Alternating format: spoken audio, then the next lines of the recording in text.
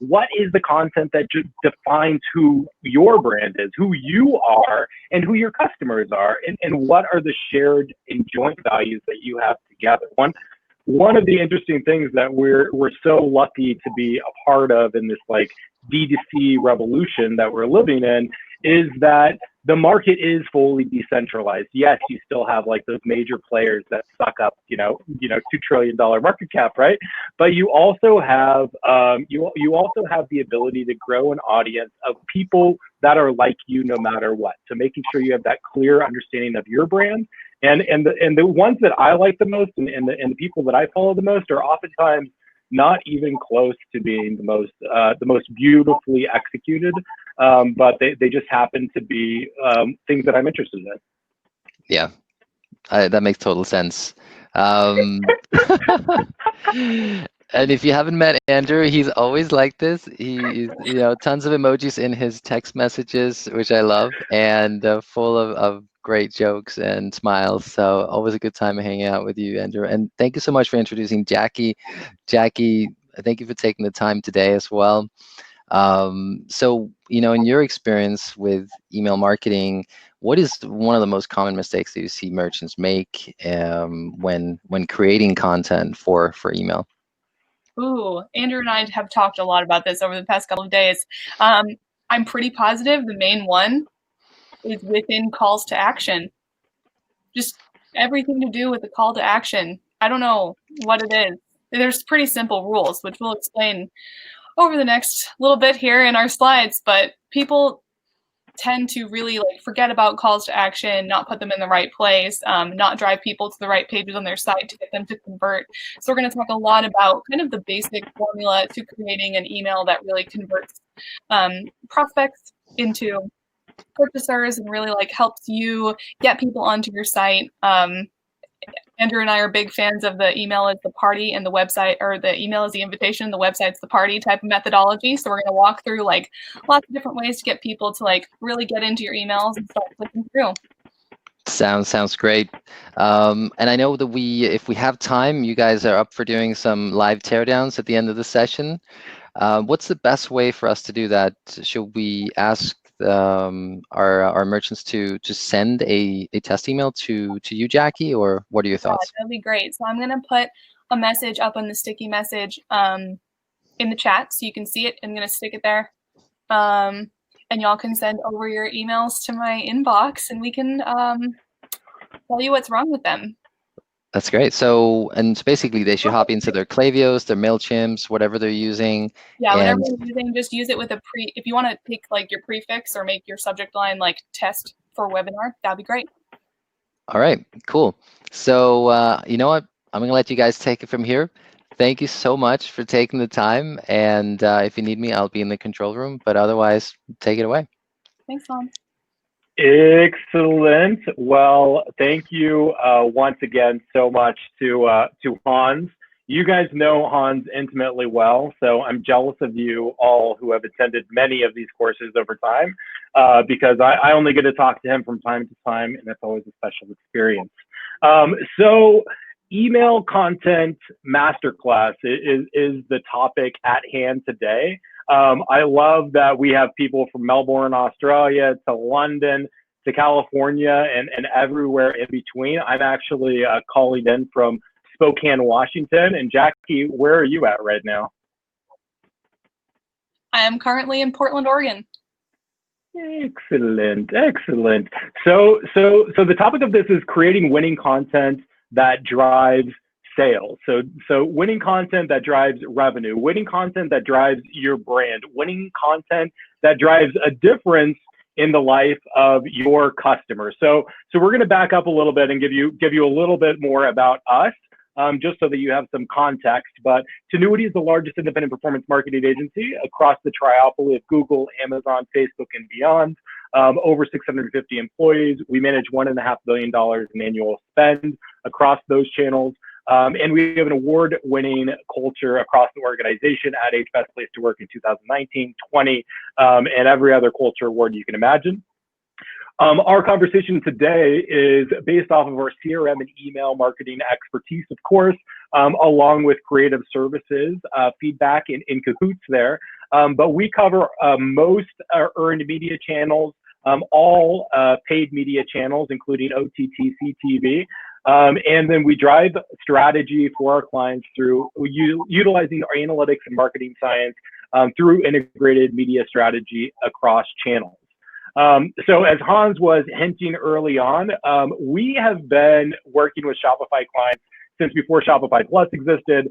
And we're lucky to work with a lot of the fastest growing brands on the Shopify platform since day one of our organization and on out. So like Pure Vita bracelets, Bombas, Movement, Cuts Clothing, Boll and Branch, and then of course we won countless awards as well. That we always wanted to mention, but don't really care about too much in our day to day when we're driving growth for our clients. So one of the funny things about Jackie and I doing this presentation is that we both. So Jackie currently is nomadic, living the van life, #van life. While simultaneously, I used to travel around with my family in a converted school bus that I made also. So #schooly life. Do we have any nomads here in you guys in the chat? Nobody else is nomadic? It's okay. It's okay. You don't need any nomads. This is okay. So a little bit additional background. My name is Andrew Christensen, Senior Director of Strategic Partnerships here at Tinuiti. I was born of the email marketing team here from Email Aptitude, the fastest growing and the largest global email marketing agency prior to acquisition to Tinuiti. And I work really closely not only with our entire partner ecosystem, making sure that the best technology is constantly advancing as well as being utilized by us, but simultaneously work with our clients on a one-on-one basis and on an ongoing basis in order to make sure that we are activating the right channels for their maximum growth. And Jackie, take it away.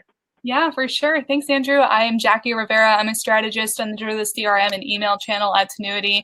I actually work on day-to-day client strategy. So I've managed probably over 20 brands since starting with Tinuiti, and definitely have gotten in there and deep in people's accounts to make sure that we're making the changes and optimizations and testing and all the different strategies that have grown email programs over the last couple of years. And there's been a lot of background. I love marketing just in general. I love email even more. I think it's one of the best forms of marketing. So super excited to be here today to talk a lot more about how we incorporate content into kind of really conversions that drive results. Excellent. So what we're going through today, if you fell on the landing page that Hans created, you probably saw the bullets here. But what we're going through really is how to identify categories that are performing email for content, how to optimize your current content, how to convert concepts into copy and design so that you are creating email content that performs, and then how to build powerful email content and track results over the long haul. So one of the interesting things about our philosophy with email also is we're always taking the long view. We're always thinking, let's build up an enterprise-based email program for every single brand that we work with. Now, there are other methodologies, and it does make sense potentially for you and for your brand today to build up an infrastructure and to build up a regular cadence that isn't focused on the extremely long term. But that said, you're going to be able to apply these principles whether or not you're starting on email for the first time, or you already have a sophisticated email program that you're just looking to take up to the next level as we continue. So why email? Why email marketing? Obviously, everybody here today, I mean, do you guys, are you guys excited about email? Do you love email? Do you have mixed feelings about email? I'm not sure if I can see real-time chat, but I hope that you love email. So email is a super critical portion of every single brand's business. But when we're talking about D2C e-commerce, when we're talking about retail, email becomes absolutely one of the most powerful channels, no matter what. Oh, so much email love here. So much email love. Thank you. I love your love for email. So why email? So email marketing is the #1 retention tactic. It's the #1 acquisition tactic. It's the most used marketing channels worldwide. It performs better ROI-wise than social media, direct mail, paid search, online display. And then these last couple two, we're talking about millennials, but obviously this applies more heavily to everyone. It's just that people are always very curious about millennials. Jackie and I are both millennials. We care about Zoomers and Boomers as well. And X, nobody forgets X. X is still here in my heart. So 68% of millennials claim brand emails influence purchase decisions more than social media, news, entertainment, website ads, and SMS. And we love SMS too, believe you me. We love all these channels, but email is a performer. In addition, millennials, as our top spending power in the world presently, we believe that in 10 years, email is more likely to be around than Facebook, cable TV, and Twitter. And that has nothing to do with the recent hearings. This was before the recent hearings when people might be a little bit more cynical. So email is obviously paramount across the board. And that's why we're here today. That's why we care so much about it, because we want this to be a major revenue channel, a major revenue driver for you. And then that starts at the foundation. And I touched on this a little bit in my answer to Hans' very, very considerate question, but who is your brand is the foundational question in order to understand what content you're going to create, what you're going to do as a business, how you want to come across to each and every person that interacts with your brand. And Jackie will take you a little bit through this exercise, and we'll ask some questions. But Jackie, do you want to ask some questions for the chat, and then simultaneously we'll go through it? I do, Andrew. I just set up a poll. It was the craziest thing. Hans didn't train us on any of this, so I'm just in here setting up polls. So, do you love email? We have 79% of participants in here right now that do yes. Love email, Andrew. So we have a lot of email lovers right in here ready to go. But 16% of people in the chat so far haven't tried it. So that's definitely a really big number of people who haven't yet tried it. And I guess my next question that I'm going to ask in polls is going to be, if you are using email, how many emails are you sending per month? So I'm going to end this poll. I'm going to ask a new one. And I'm going to let Andrew talk a little bit about how to define who your brand is through these 3 basic brand exercises that can really help us kind of start to guide the differentiators for your brand. Yeah, so if your brand was a person, who would your brand be? Are they a male or are they a female? What do they look like? What are their interests? What are their values? What's their personality? And then if your brand had a motto, what would it be and why? And I would love to see some answers in the chat. If your brand was a person, who would it be and why? The next is thinking about a place. So I like to think about who is your brand as a place, because when you're in a place, when you think of a place, you're normally thinking of what does it smell like, what does it feel like, and you're experiencing all senses, and how does that brand make you feel? There's a very big difference between walking to your neighborhood cafe versus walking into a Starbucks, versus walking into a Pete's Coffee, versus walking into a breakfast restaurant. And so where is this place where your brand lives? And Beyonce, I'll say Beyonce on there. That's right. That's right. I need to know your brand, Kimmy Fitz.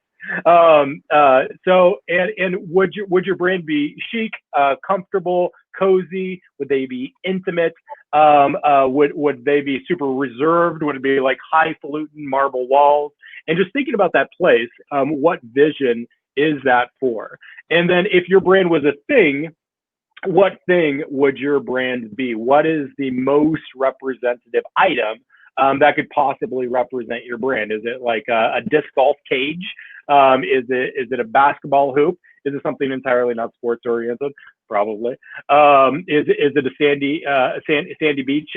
There's lots of potential. So if you were a specific type of product, if you were a beverage, would you be a beer? Would you be a cocktail? Would you be non-alcoholic? I like to think that I would be. So Jackie, what would you be? I would be a shot of Patron, probably direct to the point, but also smooth. Straight up.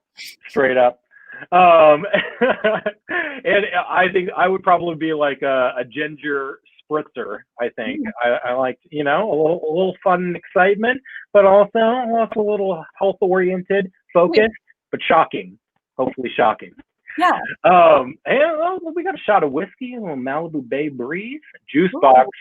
That's a good one. So basically the main point of this thing exercise is you just want to step outside of your industry. You want to see what type of product you're going to, like, what type of product you're offering within your industry. So like, are you going to be the escalator of your industry? Or are you going to be like the first mover, the one who the whole entire industry is basically named after? Or are you like, where exactly do you sit? Where do you land? So these are all really, really good things to go through. And this is all stuff that we actually go through with each and every client as they come in. We do a really big deep dive into their brand and just help them identify a lot of their differentiators that are going to help them stand out in the inbox and out in the marketplace in general. So I'm going to hop over to the poll right now and tap back into how many emails do you send per month. We have 76, and Hans is giving me pro tips right now. Hold on. We have 76%.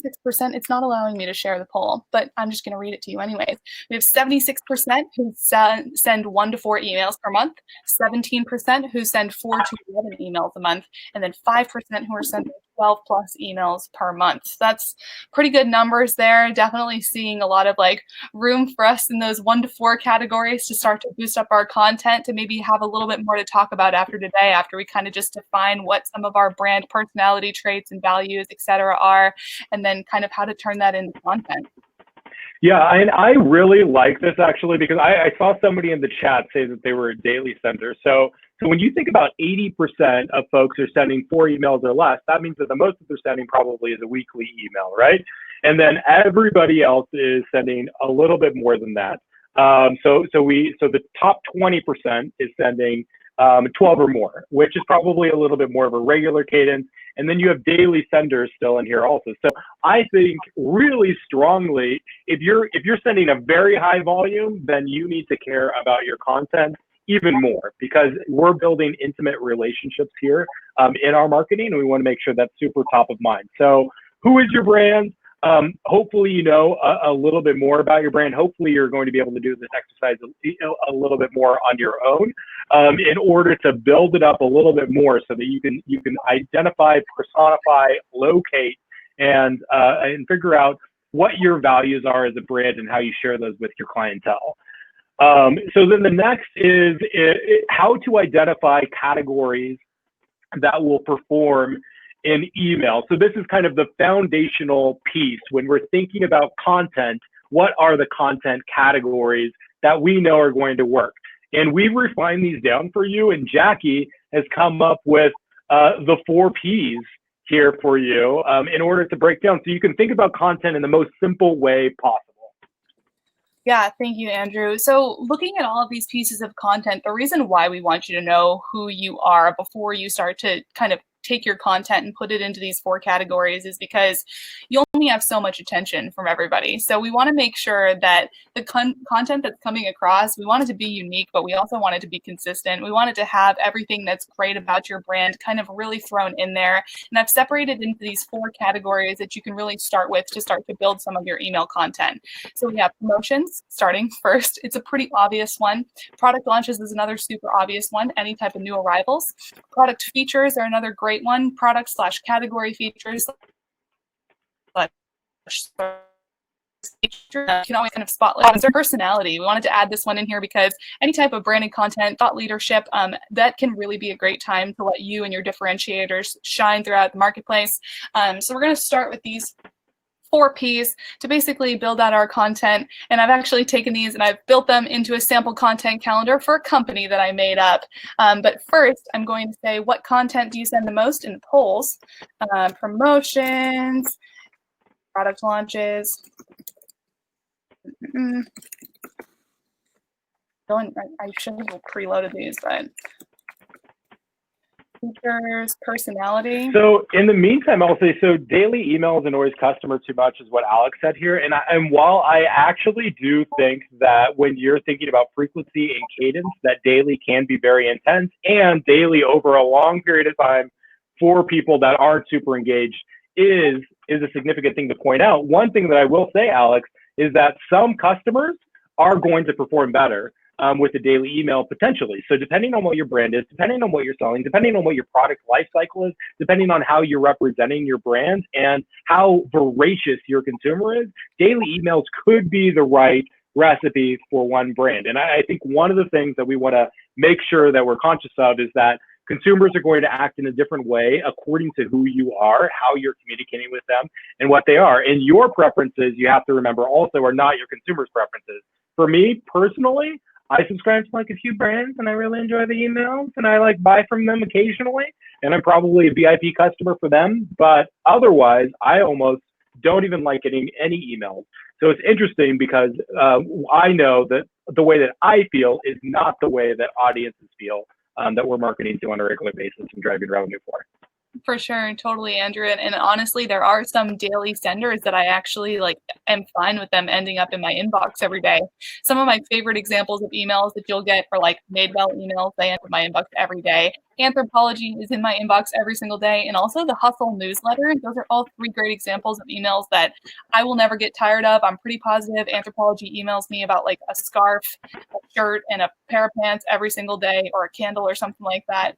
So those are really awesome sends and awesome models to actually start to like look into if you do want to be a daily sender.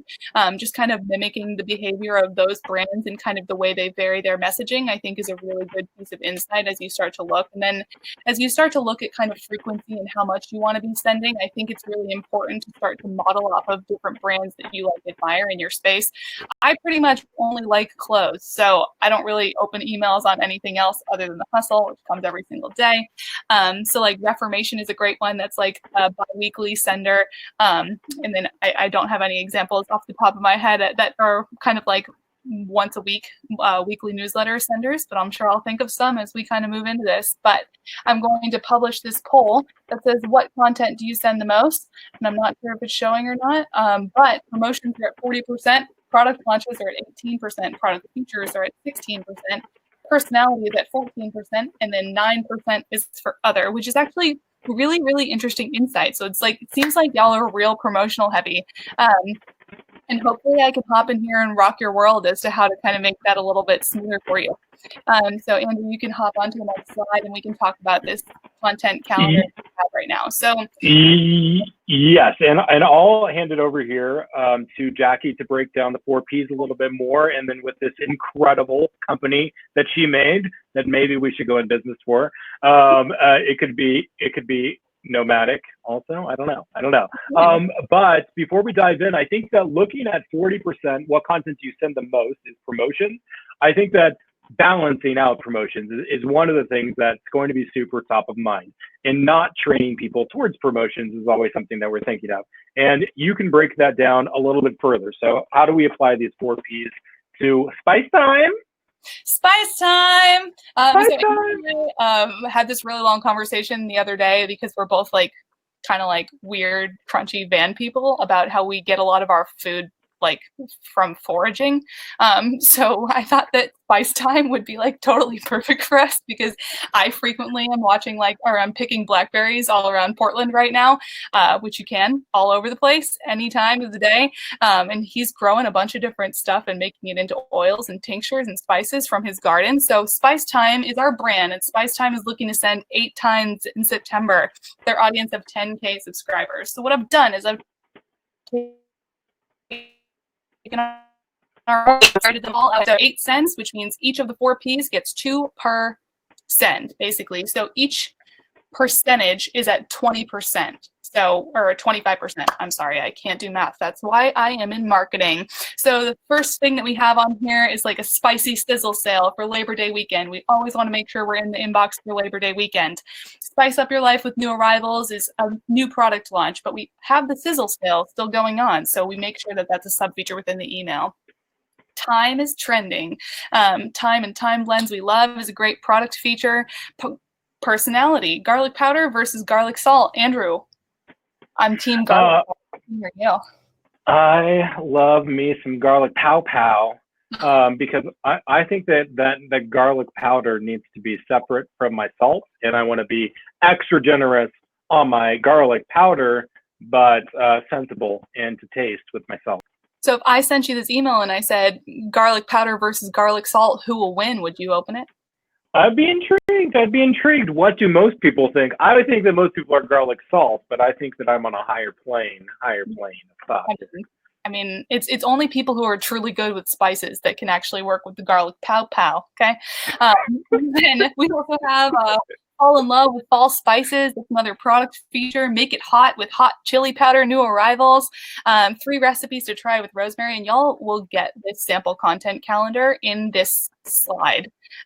Basically afterwards, so that you can see kind of how I structured content. I added some details in there as well, and having a flavor fall flash sale right at the end is really great seasonality in there.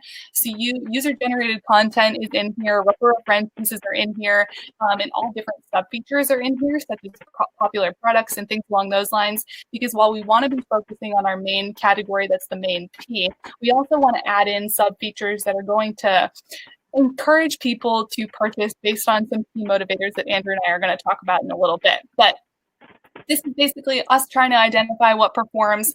And let's say September's over, we're about to get ready for October. We want to make sure that we're analyzing the results of September and planning out our October content and our November content, especially, to be really, really smoothly kind of laid out throughout the entire month. So looking at next month's content based on last month's results. So based on what we got from September, let's say this is the amount of money, the open rates, the conversion rates that we saw from last month.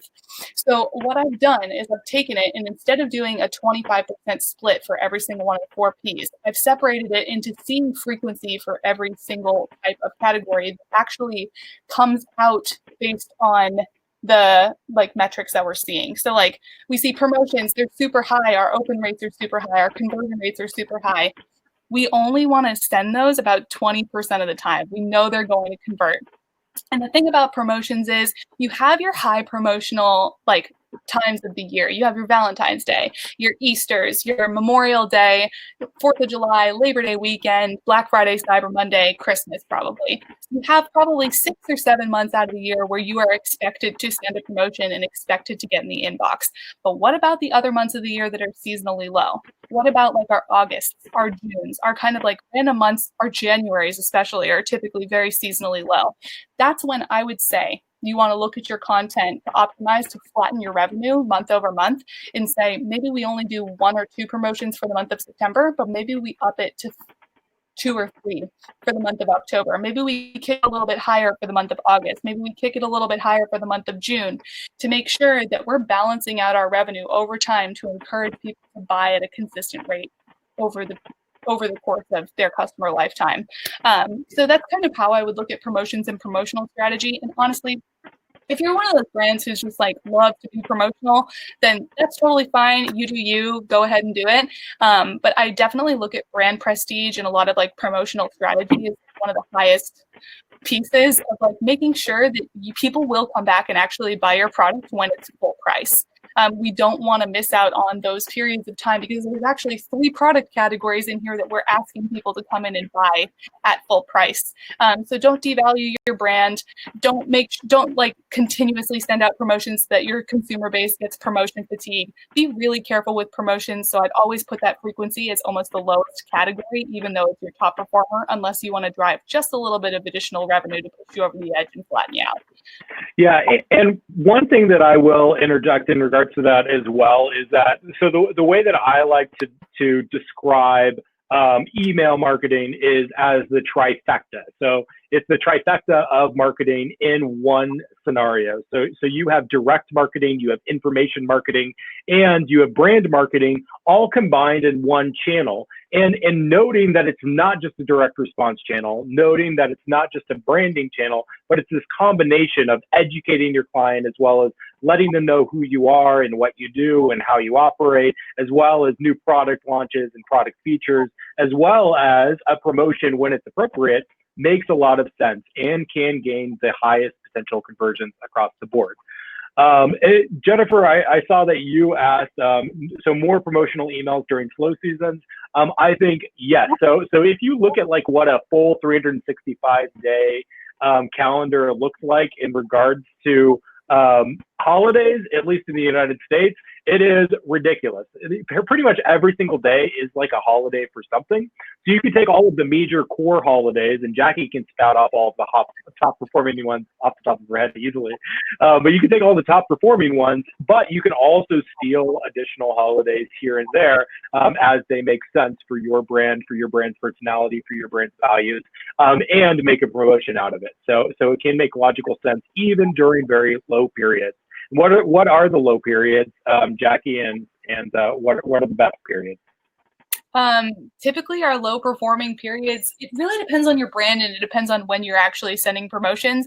But I would say like top of the year, like end of December, that can always be like a time where you tend to see a lot of fatigue after all those promotions. And then we typically see some additional fatigue kind of set in June. It's not the same for like what we've seen in Corona times because it's totally different because everyone's bored in the house and shopping online. But in normal years, when people go on summer vacation with their kids, we typically see a dip unless you're a seasonal like summer brand specifically. And then we'll also see a dip in like August, right when people are going back to school, very busy getting ready for fall. And then October, before they're going to like go wild for Black Friday, Cyber Monday spending. We typically see a lot. And I'm seeing a question in the chat. We don't do any promotions. Can you do without them? 100%, absolutely. There are so many different ways that you can do without promotions. And there's so many different promotional ideas that you can still utilize like as like, it's not really like a promotion, but it is like touting benefits. If I wasn't going to do promotions for my brand, I would 100% say you need a loyalty program so that people can gather points. I think that points, double points are always really great promotions to offer when you aren't really trying to be a promotional brand. And additionally, what you can do for like very non-promotional brands is like during a Black Friday, Cyber Monday period of time, by shopping on a certain day, you can gain early access to like new releases and new product arrivals or something along those lines. You can kind of start to utilize that exclusivity even if you aren't using promotions as a promotion. Yeah, and another thing that I'll say in regards to no promotions as well, I think that when we're thinking about, when I'm personally thinking about like what's the future of business, where are people going, I come a lot back to conscious capitalism as well. And I think that building in philanthropic activities within your organization actually does make a really huge difference. So not doing promotions, but staying massively top of mind and expressing your generosity otherwise for people or causes or ideas or concepts that are really meaningful for the world in this more conscious environment that we're likely going to, which we've seen the rise of in the last several years, then that's going to be a good opportunity just for content diversification and making sure that you're sending messages that are still performing, that are still relevant, that still drive passion without being promotional. Yeah, hold on. I'm going to dig back into a little bit more. So if you also look at non-promotional content from an eco lens, you can also do like donations to causes as like a promotion, like 5% of your purchase goes to a specific organization, charitable organization or something along those lines. Or you can say like we plant one tree for every like, I don't know. There's lots of different ways that you can tie in eco-consciousness. There's lots of different ways that you can say like, hey, like this is made from like recycled products and that's the benefit of buying it from us at like the regular price, to just kind of ties promotions with personality slightly. But there's a lot of different ways that you can incorporate that. And I'm just going to finish on the analyze results. There's product features and product launches that if you look at the different pieces of like open rate and conversion rate, there's lots of room for optimization here. So like product launch, open rate, super high, conversion rate is 5% frequency. The product features, we have a medium open rate and a high conversion rate. So I'd say put that at 25. Certain emails from certain categories can like actually show you completely different results, but have the same revenue.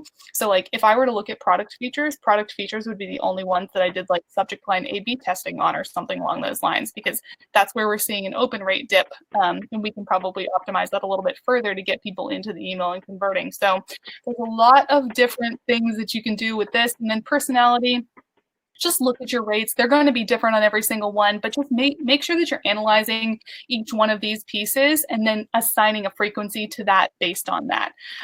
So that should help you kind of streamline your content. And then that's additionally with like the way you plan out your content month over month, the way that you plan out your content week over week and kind of day over day throughout your month will help you make sure that you're bringing in consistent revenue month over month. And that's mainly my goal for every single program, is that I am bringing in consistent revenue, unless it's like totally like crazy, outlandish Black Friday, Cyber Monday outliers. Yeah, and a good way to think about it also is, there are countless metrics that we're looking at. These are obviously the most significant most metrics that we're looking at on an ongoing basis, but there's also deliverability, and there's other just basic metrics that are significant to review on a regular basis to stay top of mind. But what ends up being the most significant is revenue per delivered email. So revenue indicates that we are doing a great job in driving the purpose of having an email marketing program. Revenue per delivered email actually indicates that we're sending the right message to the right people at the right time to get the best results. So by thinking of the both of those together, and with the goal, as Jackie indicated, to have congruent and consistent revenue that you can actually plan out goals for, and then you can achieve to make sure that it's happening on a regular basis while balancing the content, you've got a little story here. You've got a story that can definitely be told. So many questions, Andrew, and I'm just going to answer a couple of them really quick. Okay, so I'm seeing a lot of questions about content. We're going to talk about content testing in a little bit. So I'm going to say, like, on email, how much content should be in there, and should all of the categories be in there? Those are two questions that we're going to try to answer, and you can definitely answer with some testing. And then, are you using your results to set your email KPIs goals for next month? So typically I look at results in two different ways. So I'll actually, maybe three. I look at it month over month, I look at it year over year, and then I look at it quarter over quarter. So I would say yes and no. I'm using my KPIs in to set the goals for next month. But month over month, we have a different mentality. And especially with coronavirus, we've seen like a totally weird consumer mindset.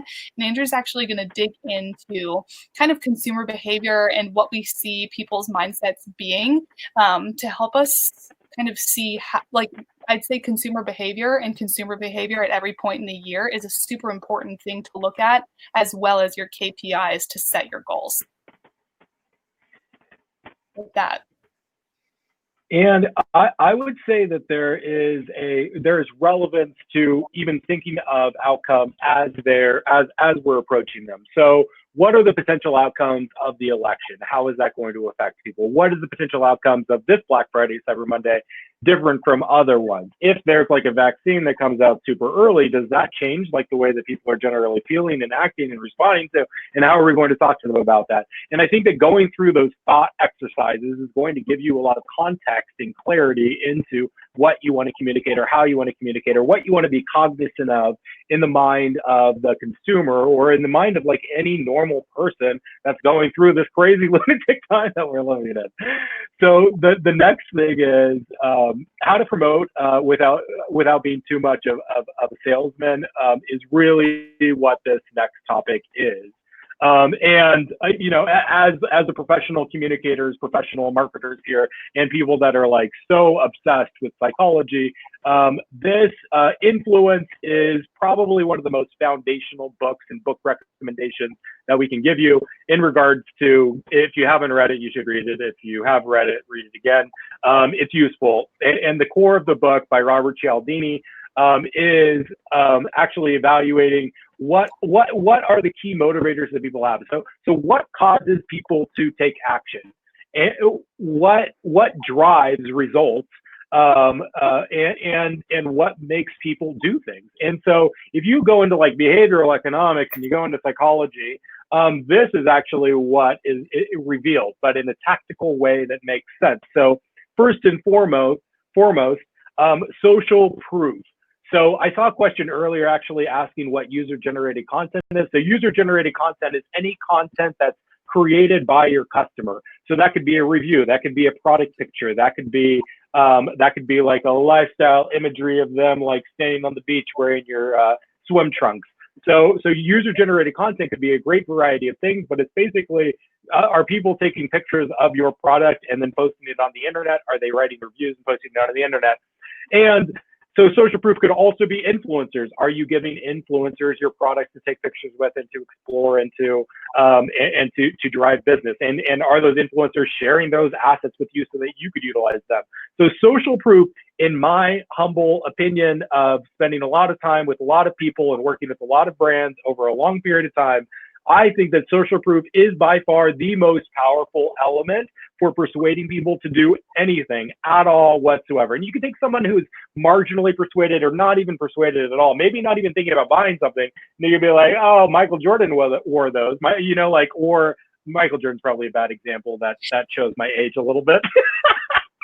But somebody relevant for today as an influencer could drive a lot of sales and a lot of opportunity and a lot of appeal towards your brand. And then what are some examples easily put into email for this, Jackie?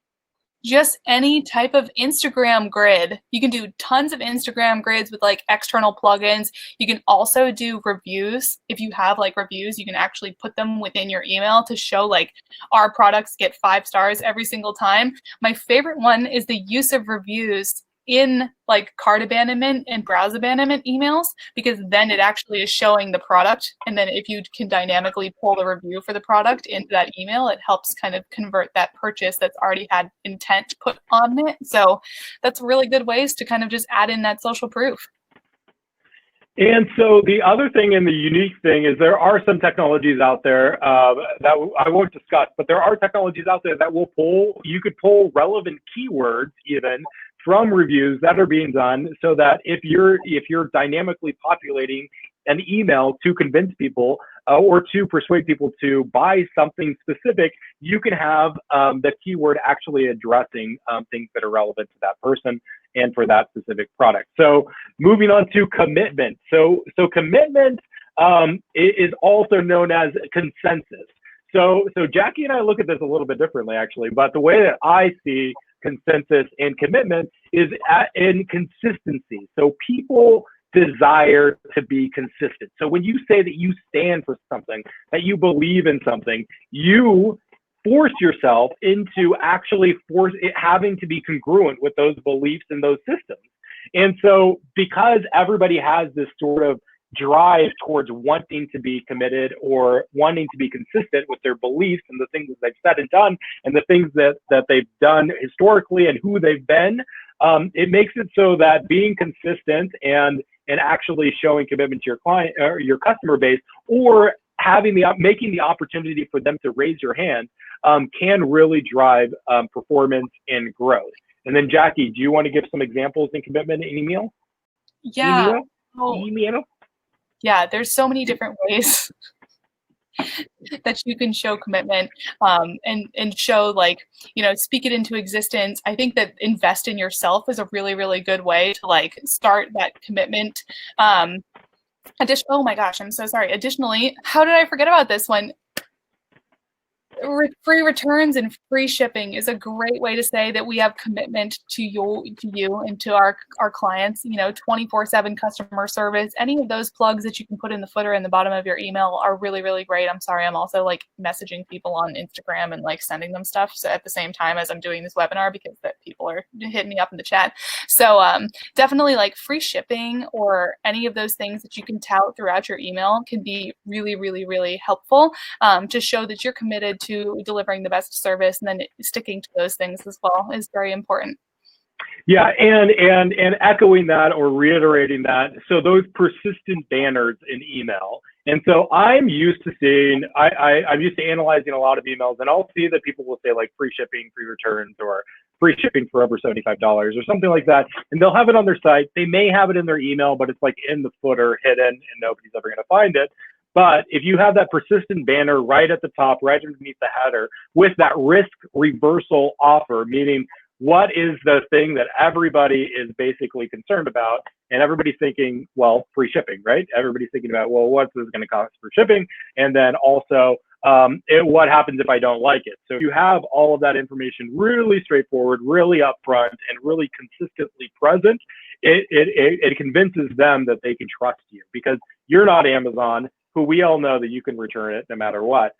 You are not, you're somebody who you're just getting to know here and now. The next one is reciprocation. So reciprocation is the natural drive to say, you're welcome when somebody says thank you. It's the natural drive that, like, when your neighbor, if you ask to borrow like your neighbor's rake, that you feel obligated to like bring over some cookies to them the next day. And this is just an enormous part of human nature, is that we feel like we need to be in reciprocal relationships, which is absolutely true.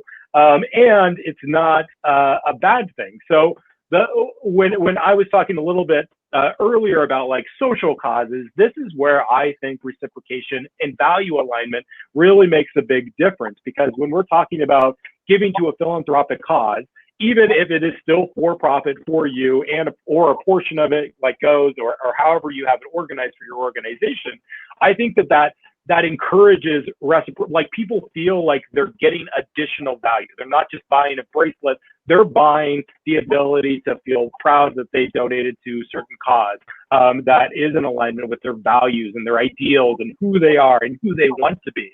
So giving people the opportunity to feel that value, and also being grateful. So we talk a lot about, I mean, when you're thinking of a post-purchase series, so somebody just made a purchase, how much gratitude are you showing in those emails? Are you saying, thank you for your purchase, here's your tracking information? Or are you saying like, thank you, this like seriously makes, and have like an anecdotal thing, have like a word from the founder, have like what other people have said about the product, how they could best apply it, and making sure that you're making a lopsided engagement where you're giving more to them than they could possibly give back to you, creates the best atmosphere for really growing a strong, hearty relationship. Jackie, you've got more. I do. Any type of loyalty programs is also reciprocal. So if you give somebody points as a reward for purchasing with your company, or if you give somebody an offer, or if you give somebody something, it will keep them coming back to you because you have given them something as well as a quality product. Additionally, on there, a really great way to get new subscribers and new acquisition is by utilizing a refer a friend program.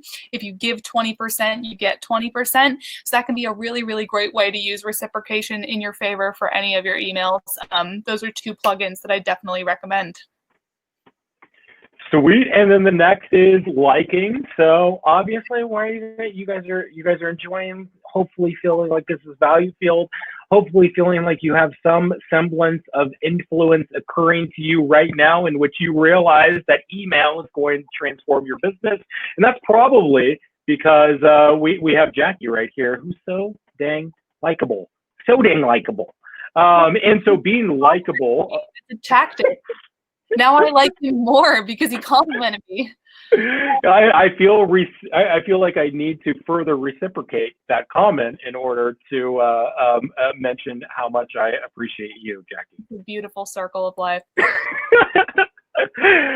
So liking with an email, I really think of as the first exercise that we did. Who are you? Who is your brand? Your brand better be likable. They better be empathetic. They better care more about your customer than you care about making money. And that should be a part of the not only culture of the organization, but that should be a portion of the messaging, a portion of how you're coming to the table, to your marketplace. So there was a question about the question in regards to how do you not be a salesperson? I mean, it's educate. It's educate. It's making sure that you're closing the loop. Your product doesn't stand alone by itself in the world and act in the silo. Your product is a part of people's lives. Your product is something that they hopefully appreciate. In order to be a fast growth D2C brand, hopefully it's a product that they want and they like to tell their friends about, and that they're willing to, they're willing to vouch for in a public setting. So making sure that you're likable, that your brand is likable, and that you're using language that is like kind and empathetic and caring and aspirational is all essential components. All right, and authority. So authority, I like this the best. So social proof, I think, is the most successful and will get you the most revenue. But I think that authority is the most crucial. And a little bit of this I covered in liking too. But authority at its core is, how do you own your domain expertise with your product category, with your industry? So all of us here collectively, we're all saying we're D2C industry. We're all Shopify merchants, right? But that's one portion of it. And maybe that's who we are in a business setting to each other. But at the core, you are in the category of your product. You're not just a CPG brand. You are a brand that sells products that help people XYZ that are blah, blah, blah, blah, blah. And so there's a lot of context to that. And so being the authority of that context, introducing additional authority pieces to that context makes a difference. And making sure that we're reiterating our authority and dominance in certifications in the space that we're in. Super underscores, builds trust, builds credibility, and stacks on top of social proof, commitment, liking, etc. Jackie, there's a lot of ways. There's so many different ways to do this. Really great way to do this within email is if you have a blog, and if you have like any type of like thought leadership that you're putting out, or if you have a YouTube channel, or if you're just getting out there and just like talking about your product in any way on like many different channels. It's a really great way to establish that you have authority in the marketplace, because you are the market leader for your product and actually have lots of product knowledge and how it can help people.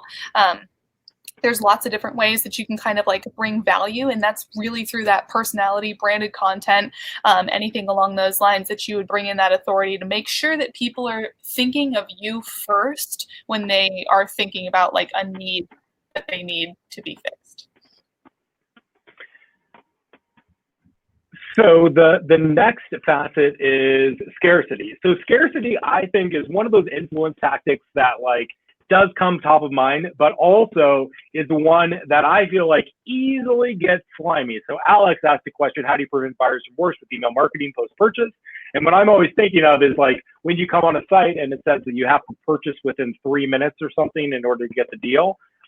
For me personally, it's like poison to me. I will close that window. I will throw the computer out the window because I feel like I'm being unduly pressured to make a purchase. And I also think that it's false.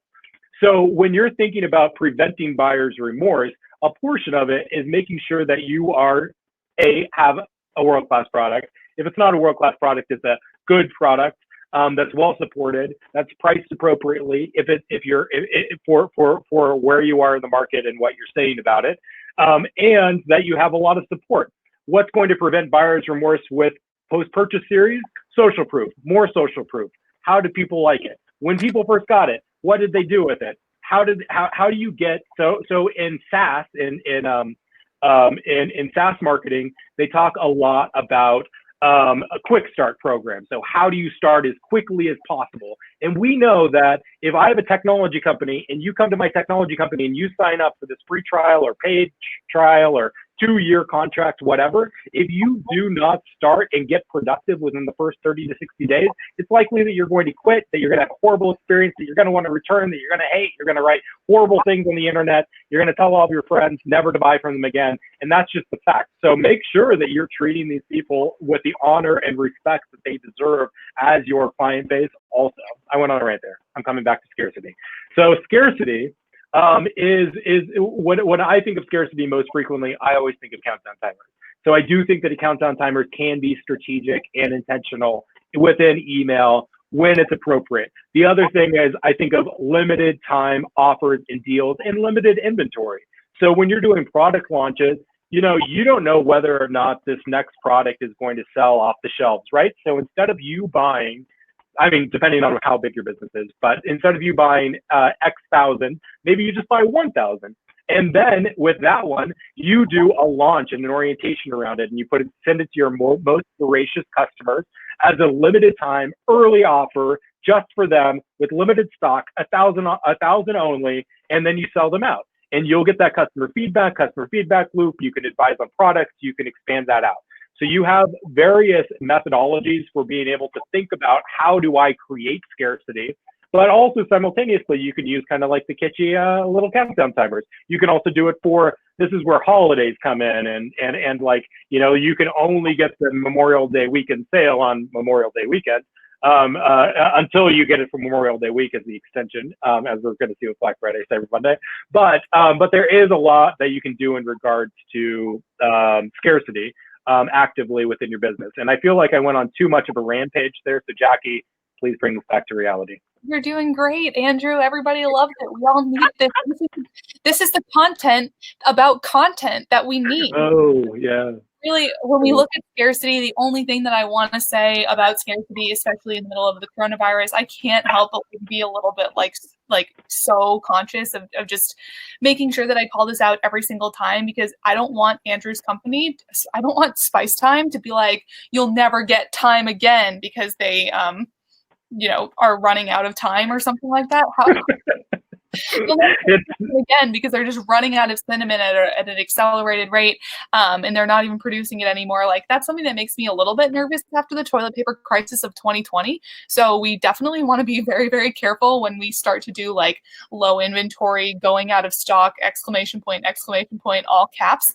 So be a little bit softer as you lead into Black Friday, Cyber Monday for scarcity. And I would say almost make it a positive type of scarcity when you flip into early access, when you flip into extended for just one day for promos and offers. When you flip it into any type of like VIP, you get it first type of email and say, hey, like, you're getting this first, shop now before it runs out or something along those lines.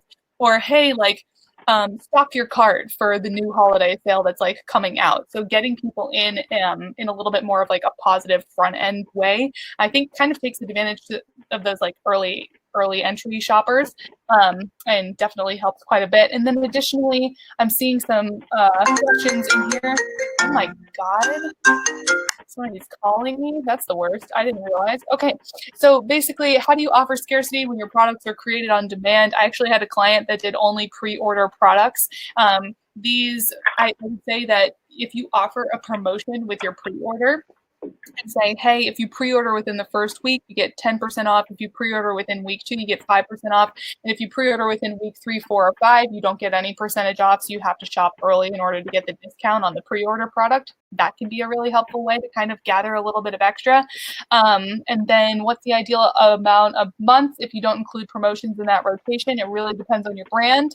And then I think that's pretty much it for, I'm sorry, I didn't answer that question in a great way, but I also have all of our key motivators over to the side. I'm going to end the poll. Looks like 43% of y'all are using social proof. Commitment is at 27%. 6% is at reciprocation. Everybody step up your game. Get in there with reciprocation. You're doing more for them than you think you are if you're not using reciprocation in your email as a tactic. Liking, only 4%. Y'all don't think you're likable? I like you. I like you guys. You're going to hop in and give as much as you can to liking. Give your customers compliments. A really great example of somebody who does this is Reformation. If you ever look at their emails, they're pretty like sarcastic, but like really cute at the same time. They'll be like, ooh, your butt looks great in those jeans or something like that, which actually like can kind of boost like they like you more a little bit because you just paid them a compliment, and they'll come in and get your jeans because of that. Authority, 12%, and then scarcity. Yeah, scarcity can definitely be used as like positive scarcity. So I would say hop in there and start to use some of those things to your advantage throughout all of your emails. I know that VIP applies to pretty much everyone, even if you don't feel like it applies to you. So it's a really great way to kind of like not do just scarcity, but also do like exclusivity, which is kind of like how exclusive would you feel if you had one of the 20 like extra special Lamborghinis? I'm not going to pretend like I know anything about cars, but if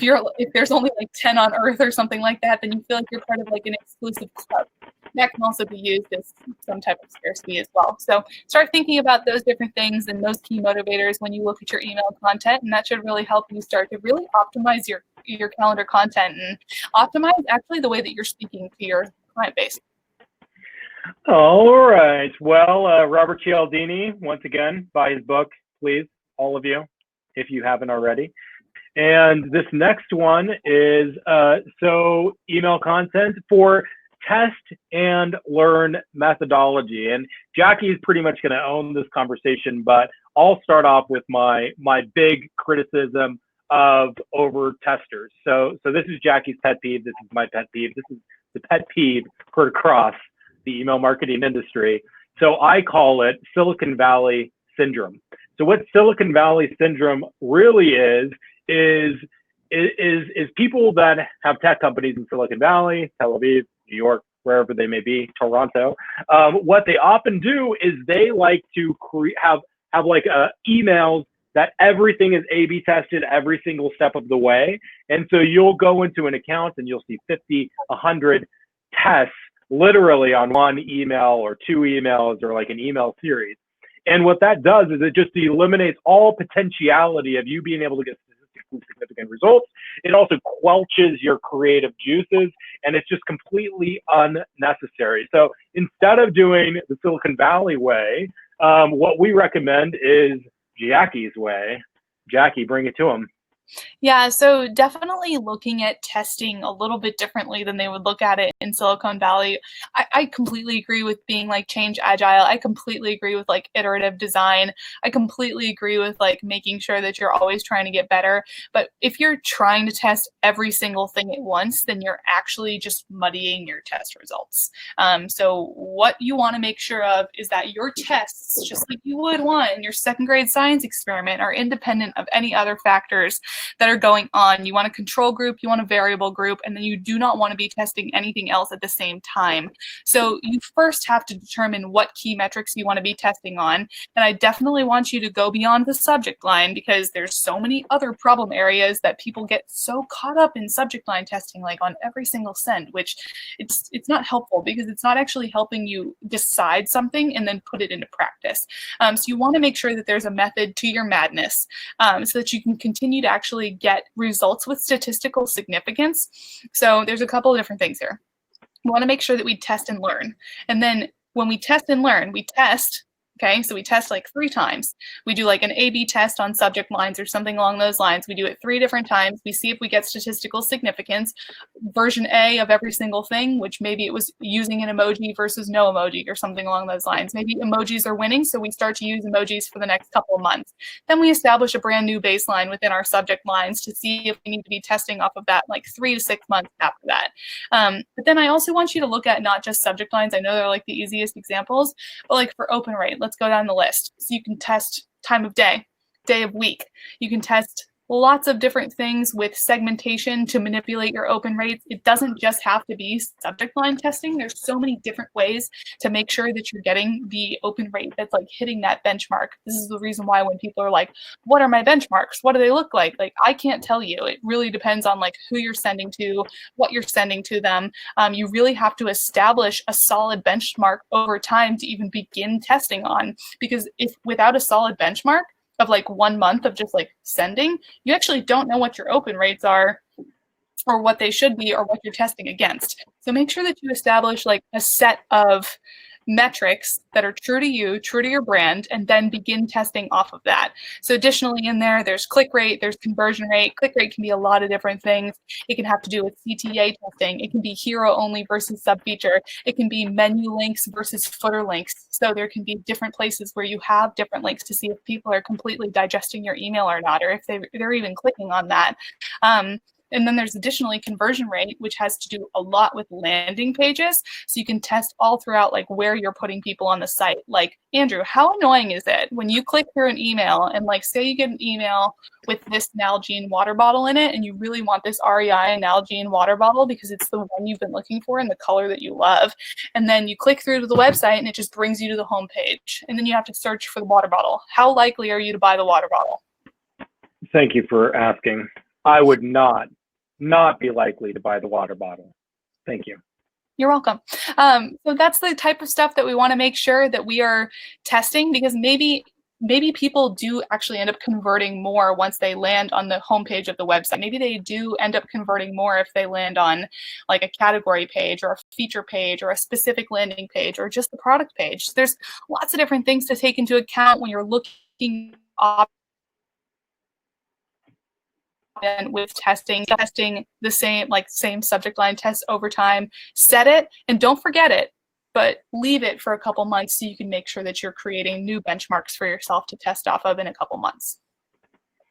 Indeed. And so the other thing is, and I want everyone here who has, I mean, when you're starting off if you're just brand new and you haven't sent emails yet, don't worry about testing too much, right? I mean, I feel like you just need to get emails up. You need to get emails going. You need to put things together. You need to get a cadence out.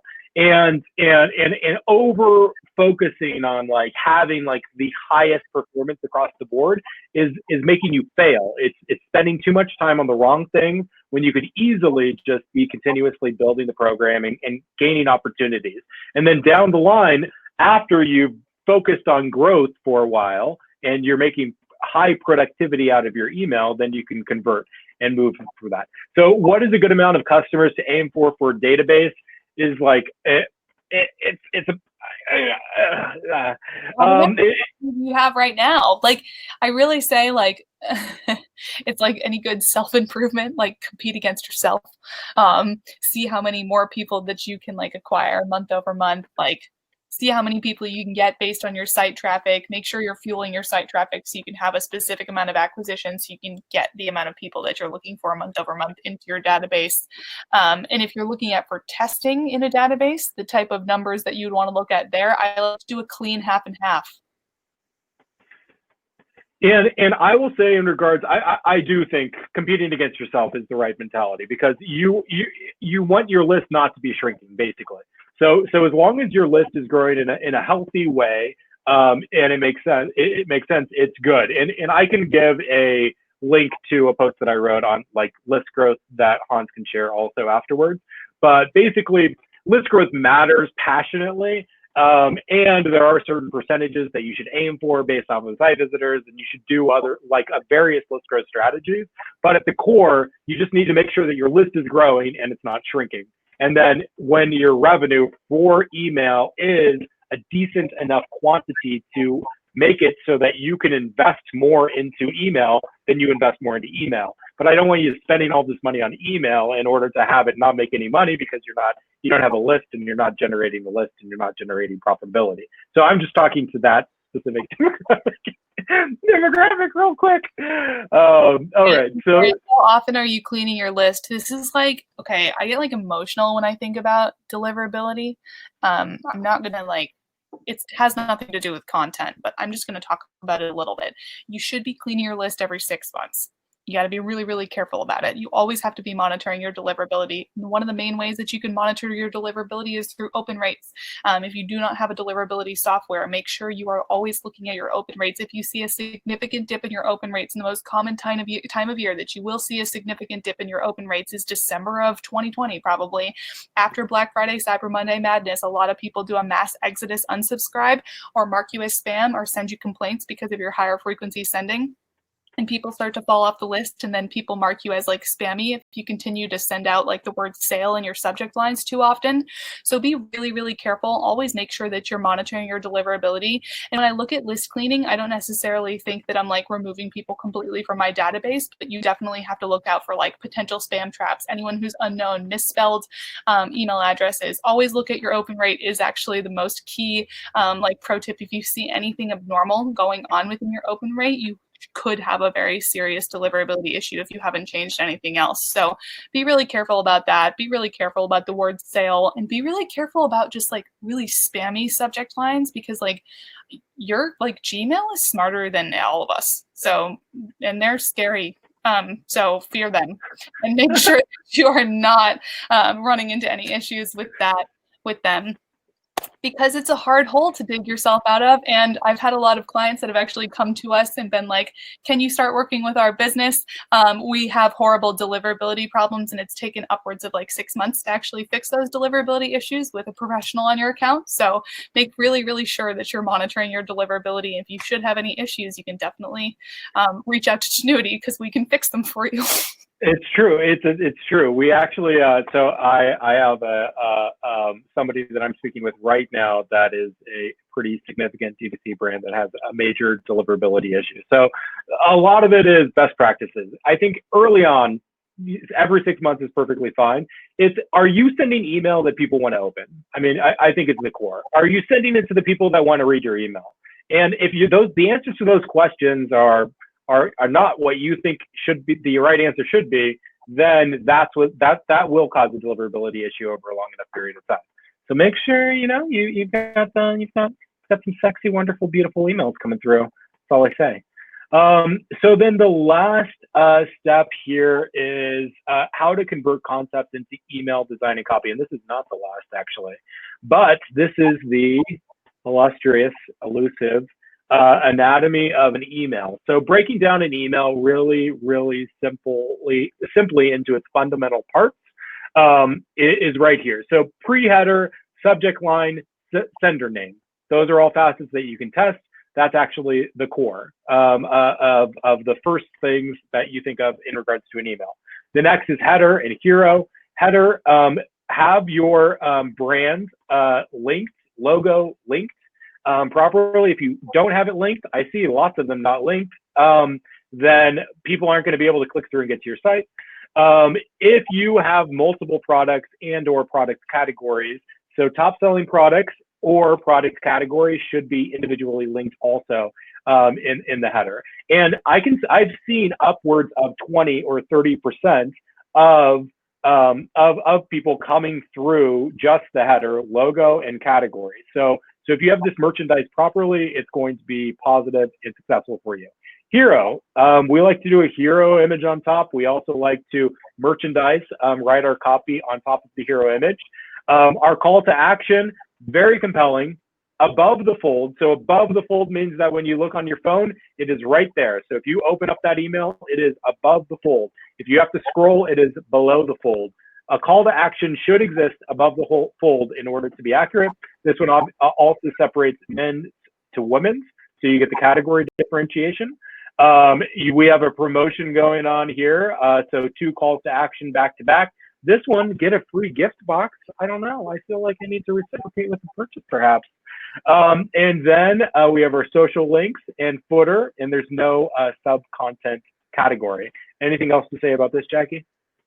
No, this is definitely just really, really clean. And on the next slide, we actually walk through a couple of ways to build out content like this.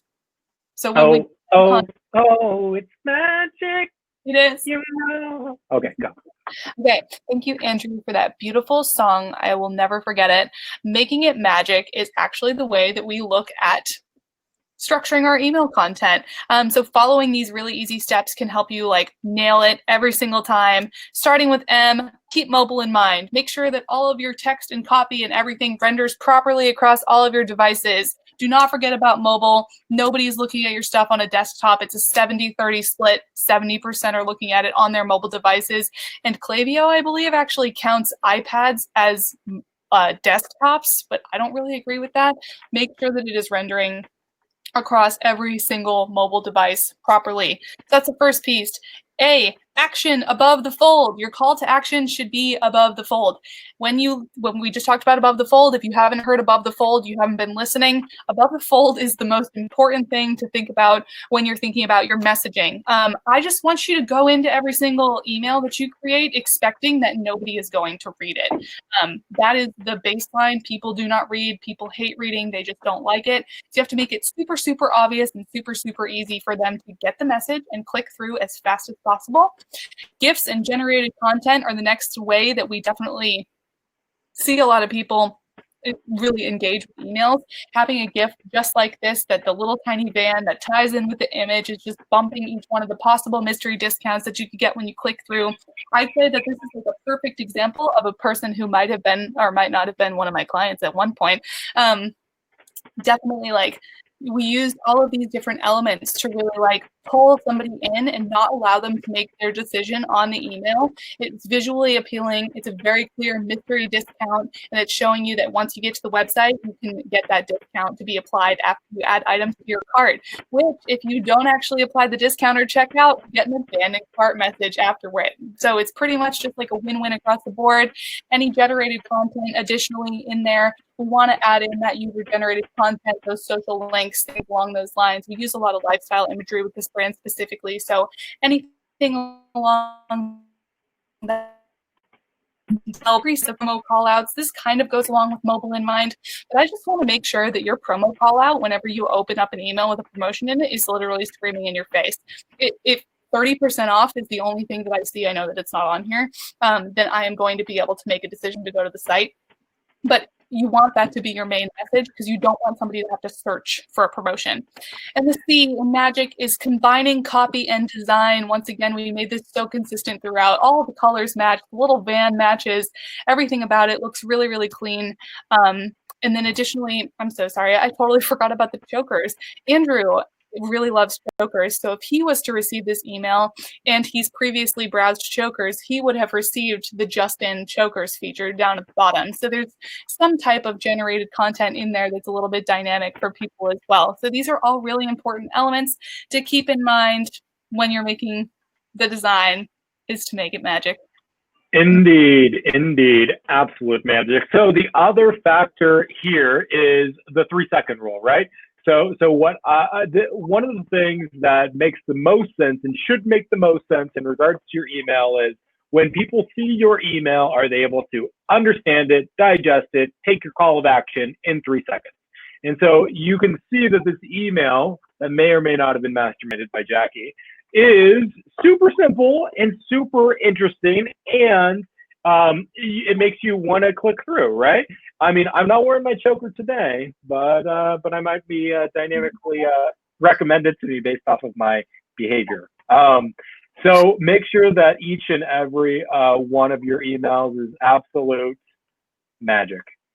And then the last portion here is how to build powerful email content and track results.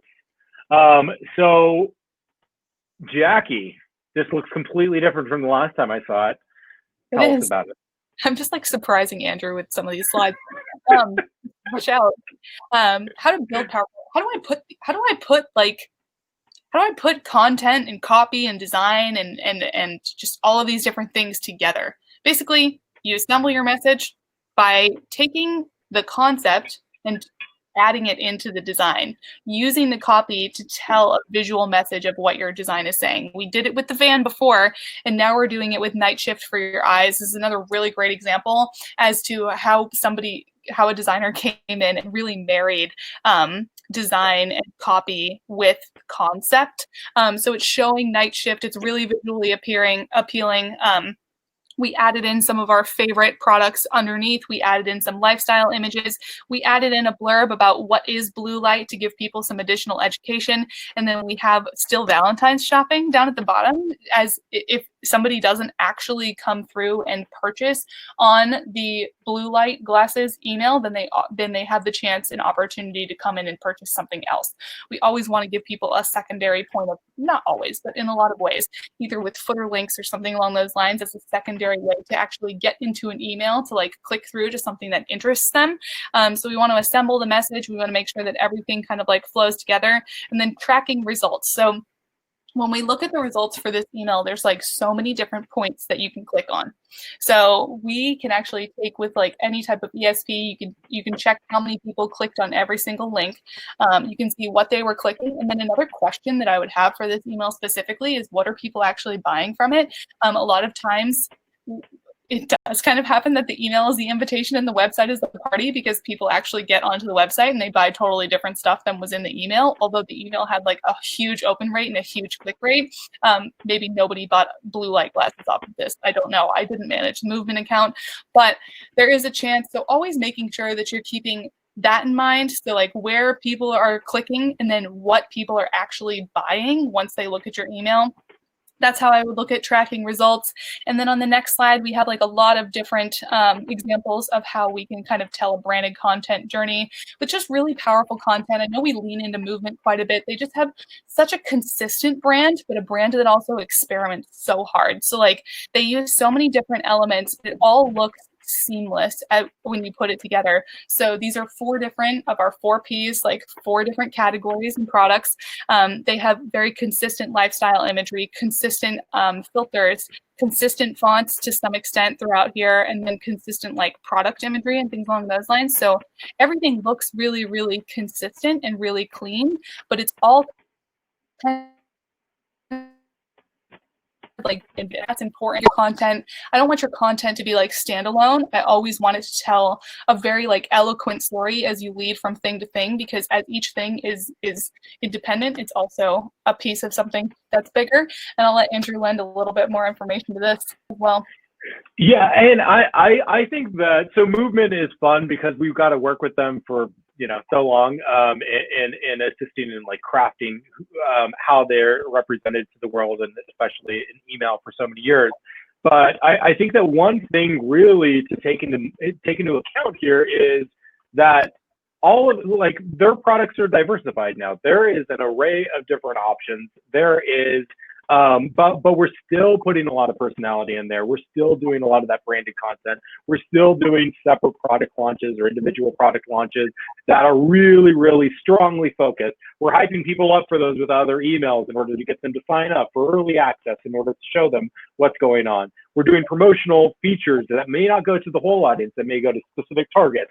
But I think that as your email program evolves, feel free to take like some measured risks if it aligns with your value and who you are and what you hope to accomplish and who your customers are and who you all aspire to be. If everything fits in that mold, then you could then be flexible to test it and see if you want to integrate it in.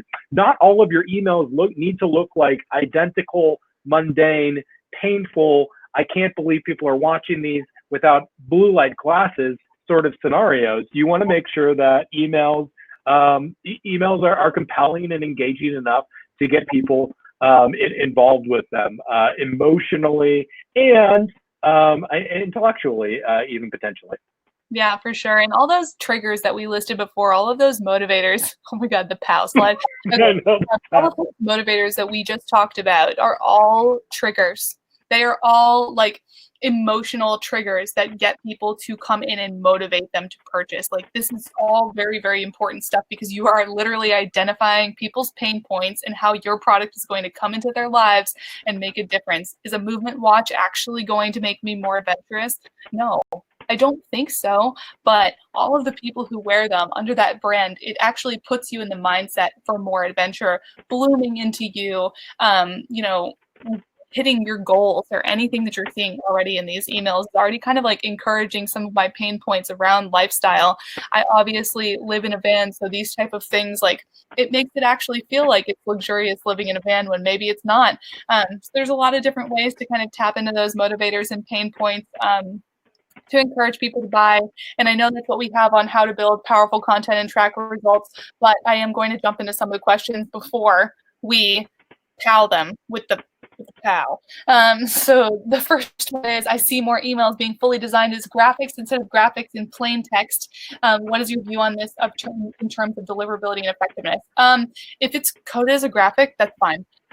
Doesn't really do anything. Alt text is really the thing that you just need to rely on. If you do not have alt text in the back of your email, then it won't be like compliant in multiple ways, like ADA compliant. If you're on like an email server that like, or on an email Wi-Fi network that like doesn't download images, then your email is just going to come up as blank. So just make sure that you have the proper alt text that actually matches whatever is in your graphical email content. You shouldn't run into any deliverability issues. Yeah, I'll address a quick thing in regards to that question also, because the way that I was reading it was not only deliverability, but also in philosophy towards like graphics versus plain text. Now, I think that graphics, I mean, we obviously organizationally, if you look at like our portfolio of emails, you would see that we're very, very experiential forward. I think that that's the direction, that's the future, that's also the bleeding edge. So that's where we like to be. But I think that when you're thinking about it from a basis of, not having the resources and capabilities of us, but if you want to start at graphic and having like a good layout and a solid, clean email template or otherwise, I think that graphics are still a really strong suit.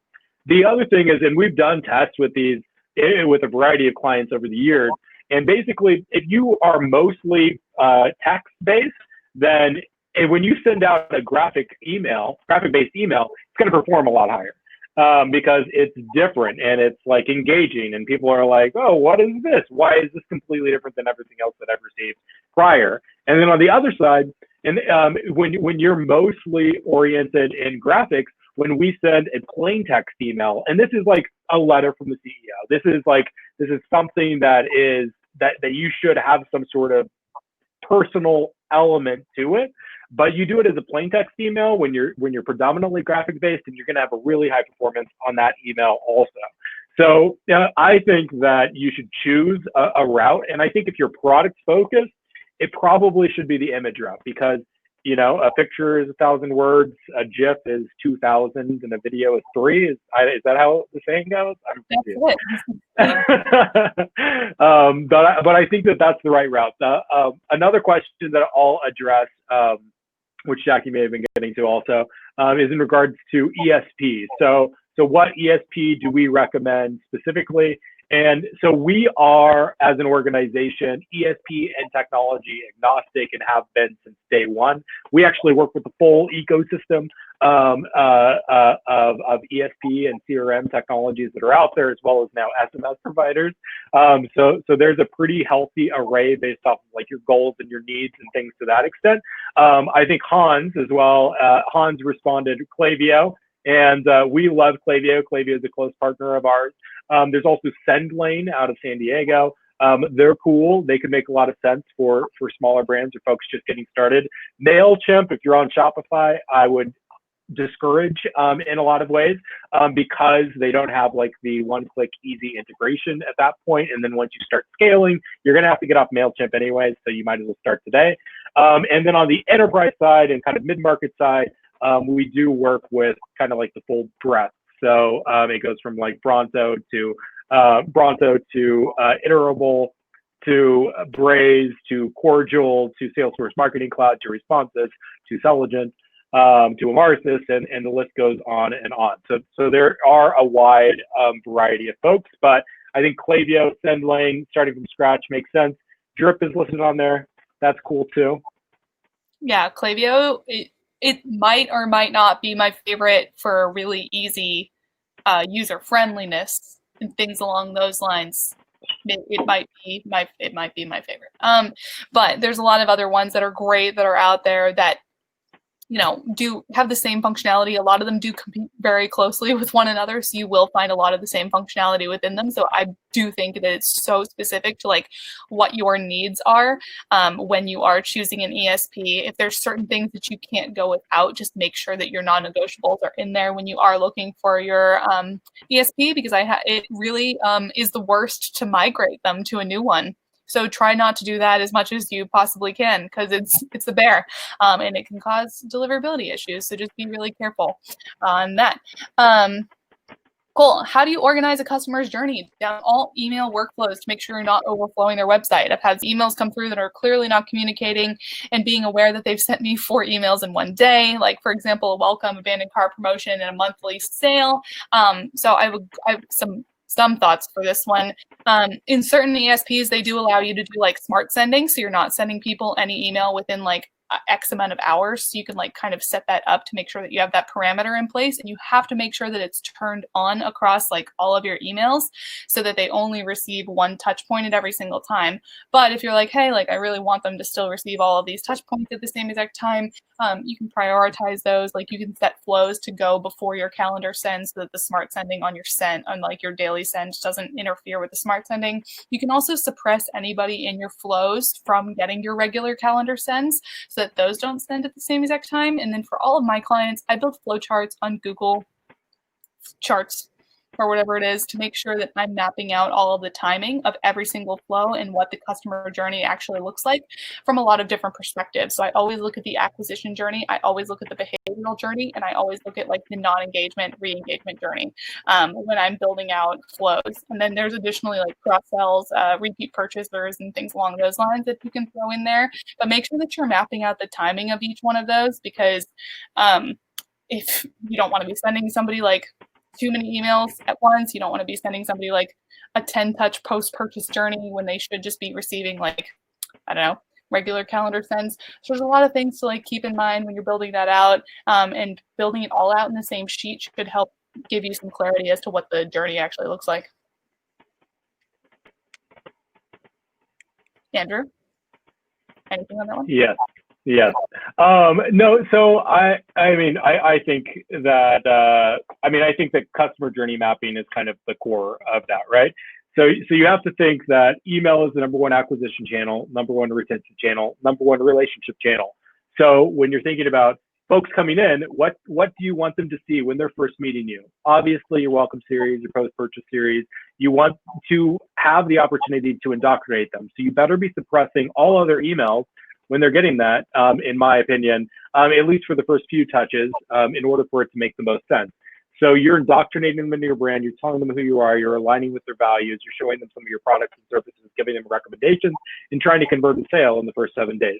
So, so making sure that your suppressions are on for emails, so that if you send 4 emails to one person in 1 day, then that is very problematic, and you need to make sure that you resolve that as soon as you find out about it on your side. Otherwise, I think journey mapping and journeying is super critical, and looking at is critical as calendar and roadmap for planning. So make sure that you know when you're going to send emails, what you're going to like, and then what the experience is going to be for the customer receiving those emails. If they actually open 100% of your emails, are they going to have a good experience, or are they going to have like the most optimal experience? And how are you making sure that that happens? And I think that should be a focus.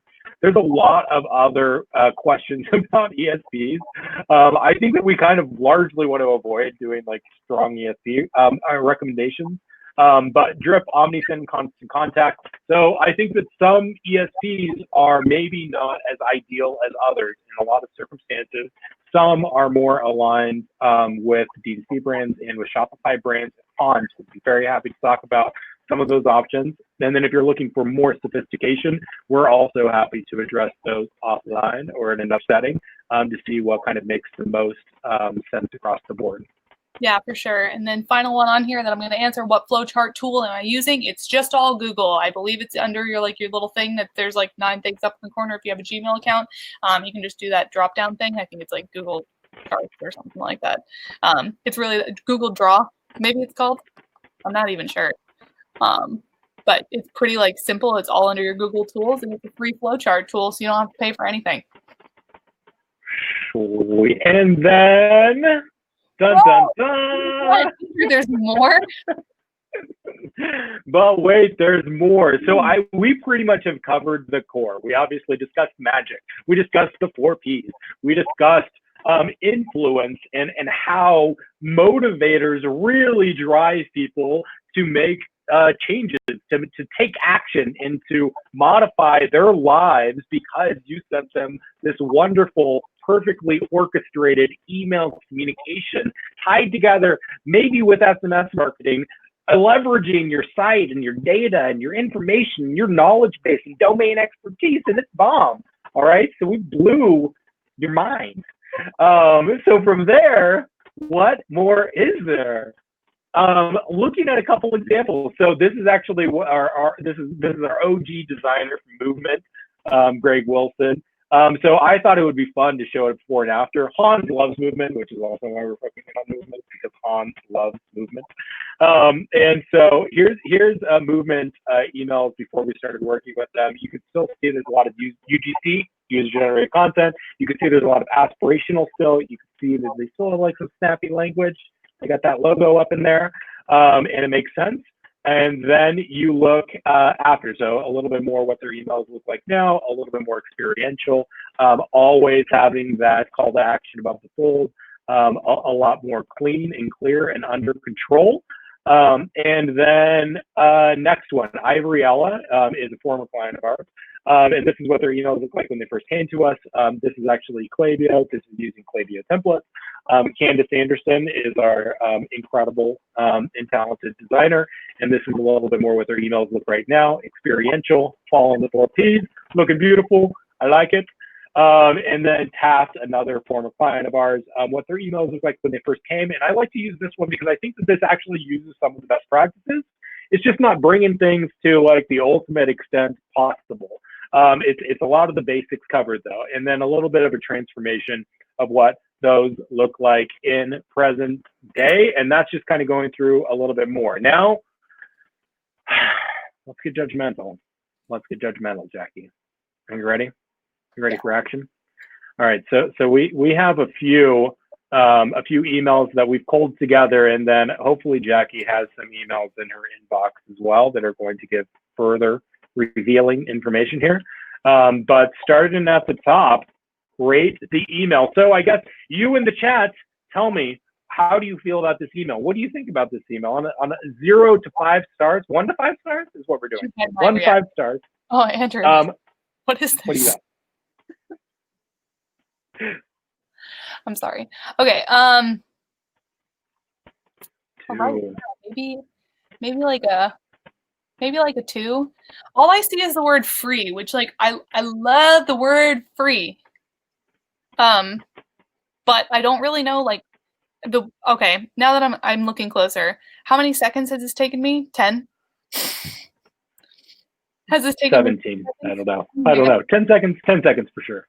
That's 7 seconds too long, Andrew. Oh. Yeah, I feel like I looked at it and I didn't understand exactly what was happening. I saw free 1 hour and I'm just thinking like, I mean, I don't know what this is. And actually, maybe if it was on my phone, I would have like a better point of view. But like, I don't see anywhere to click. I don't know if you can click through that header image. The other thing is like, this is a big pile of booze.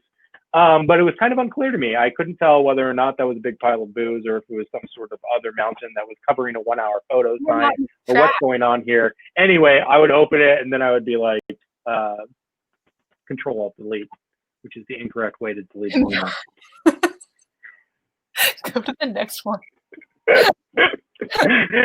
Everlane. So everybody knows Everlane. Maybe if you don't, you should look it up. They got real fancy. I'd like to see what do you guys say? What do you say? You like, love, adore, hate, feelings of anger, trust, remorse? Is it familiar with Everlane? That's what I'm kind of curious about. We have one girl in our office. We have one girl in our office who is obsessed with Everlane. It's all she wears. You think the Everlane email is too busy, Teresa? No, I don't know. There's a lot of ones. There's 6. There's a 6. David Munoz. I'm bored. I see you. Oh. It's boring. We got a lot of borings. Oh. So you say your feelings first. Your feelings. So I'm also bored. But there's a couple things that intrigue me a little bit. Okay, I really don't like this like awkward like tan brown color that's like going on in the background. Like it really just makes me feel like disinterested. But I do like the words "choose what you pay." And I really like Essential Teas starting at $12. Like choose what you pay. I'm kind of like, how? Wait, what? What's their pricing model? I'm really confused. That doesn't make any sense. Like I've never heard of a company that says choose what you pay. So that might draw me in enough to go down to the shop now. And yeah, it is a good picture. He looks great in the t-shirt, but it also just looks like a t-shirt. So Sarah said stoic and minimal, and I think that's where my mind is too. I actually kind of like it in that it's stoic, but that call to action is super low. I also like my hero image to have my copy on it, and I like it to be like all shoved up all together in one clean, clear image. I have no idea what that says down there before shop now either. Yeah. I like choose what you pay. Essential Teas starting at $12. Very clear, very concise. Everlane. I know it's you, Everlane. I see you, Everlane. What are your product categories? Yeah. Oh my gosh. We're offering our original cotton tee. There's just a lot going on. I have to read all these sentences. I would give this a 3. And I think that Everlane right now, today, should be at a 5 consistently across the board. Not by like our company rating scale is a lot more harsh, also on a 5 scale. And they'd probably be a lot less. But I think that they deserve, their brand should be top-notch, insanely perfect emails that are delivering clear results. But I think that I don't think that this is bad. I think the copy's a little jumbled, and I think that it starts off okay. But 3 or 2.5. I might say if you saw this in your actual inbox rather than seeing it in the middle of this amazing presentation, it might be a little bit more standout. I'm sorry, is the presentation too beautiful for this email? I think it's, yeah. Oh, but wait. All right, so Moon Magic. Tell me people. Hate it or love it, the underdog's on top. Should I sing the next line? No. 50 Cent. No, 50 Cent. It's another 20 plus years ago. Famous artist. Oh, an 8? I don't even know if that's on the scale. We got pretty. GIF on the bottom is distracting. Sarah doesn't like GIFs. 6, 7. Don. Hans Dons. I do or don't. Hans, the way to look is hanging. It's making me motion sick.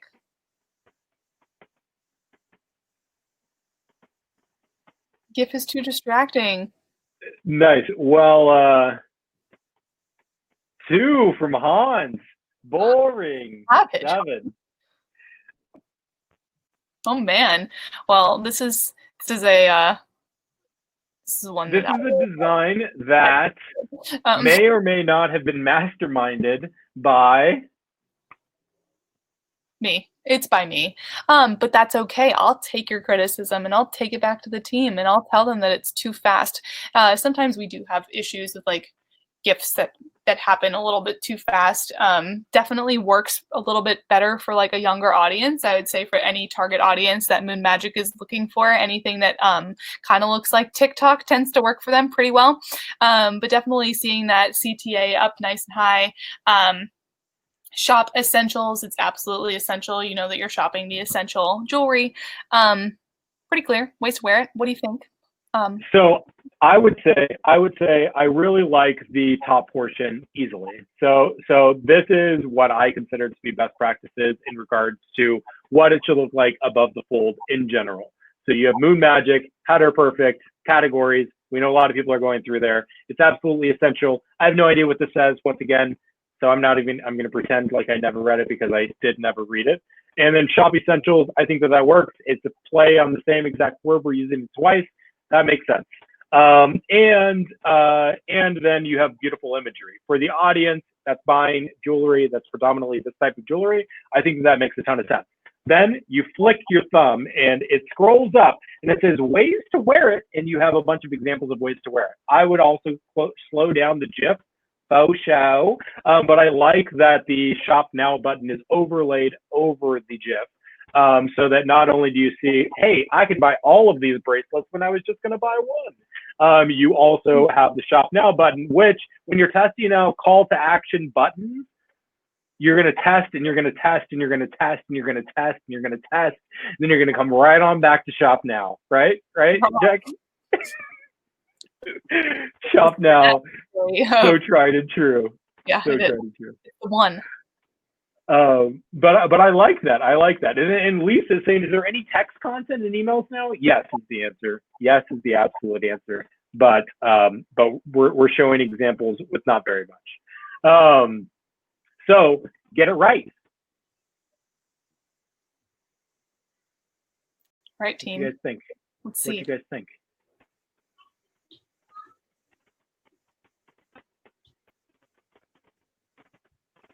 The product or a darker service, Han says, from the previous one, I believe. I don't have any new messages. No, nobody. What? I think everyone. Yeah. Ugly colors.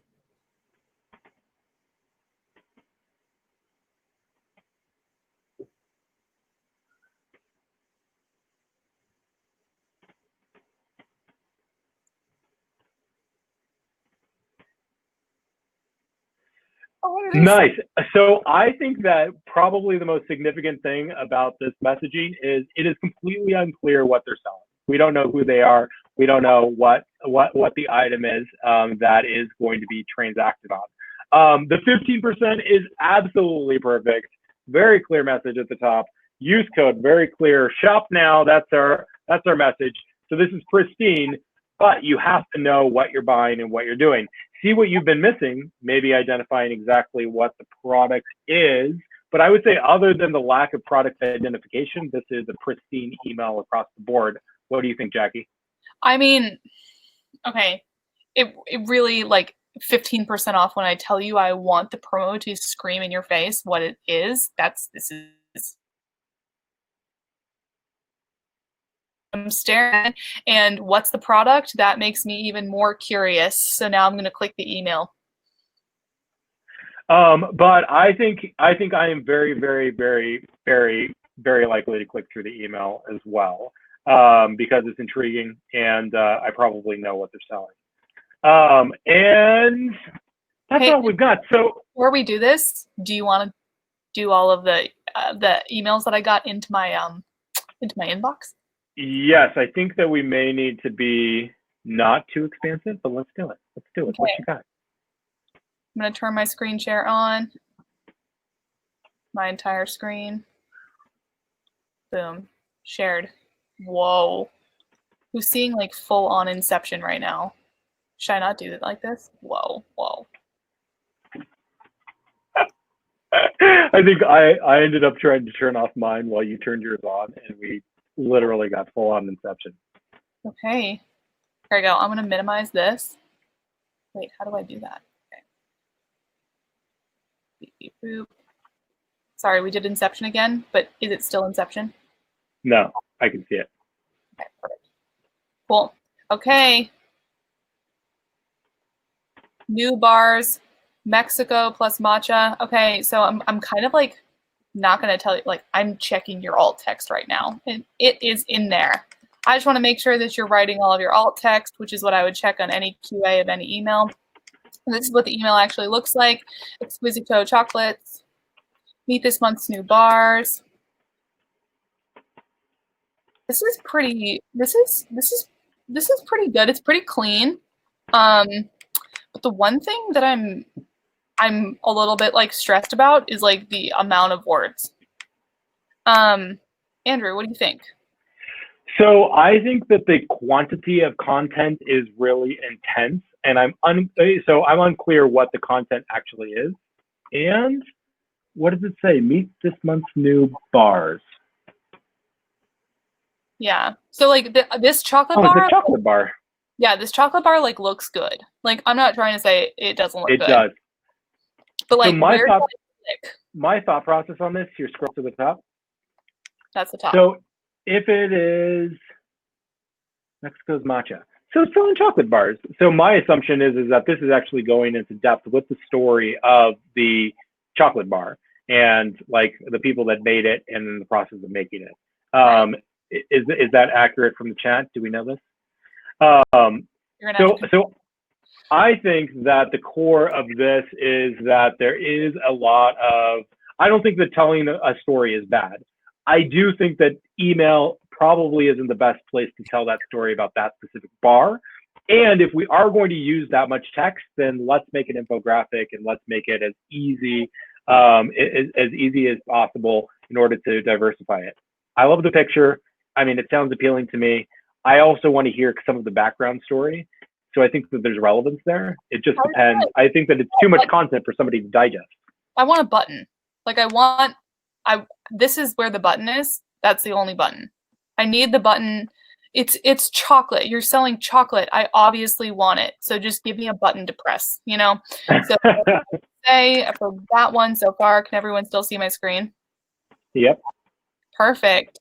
Cool. We got this one. Twisted Sage Studios.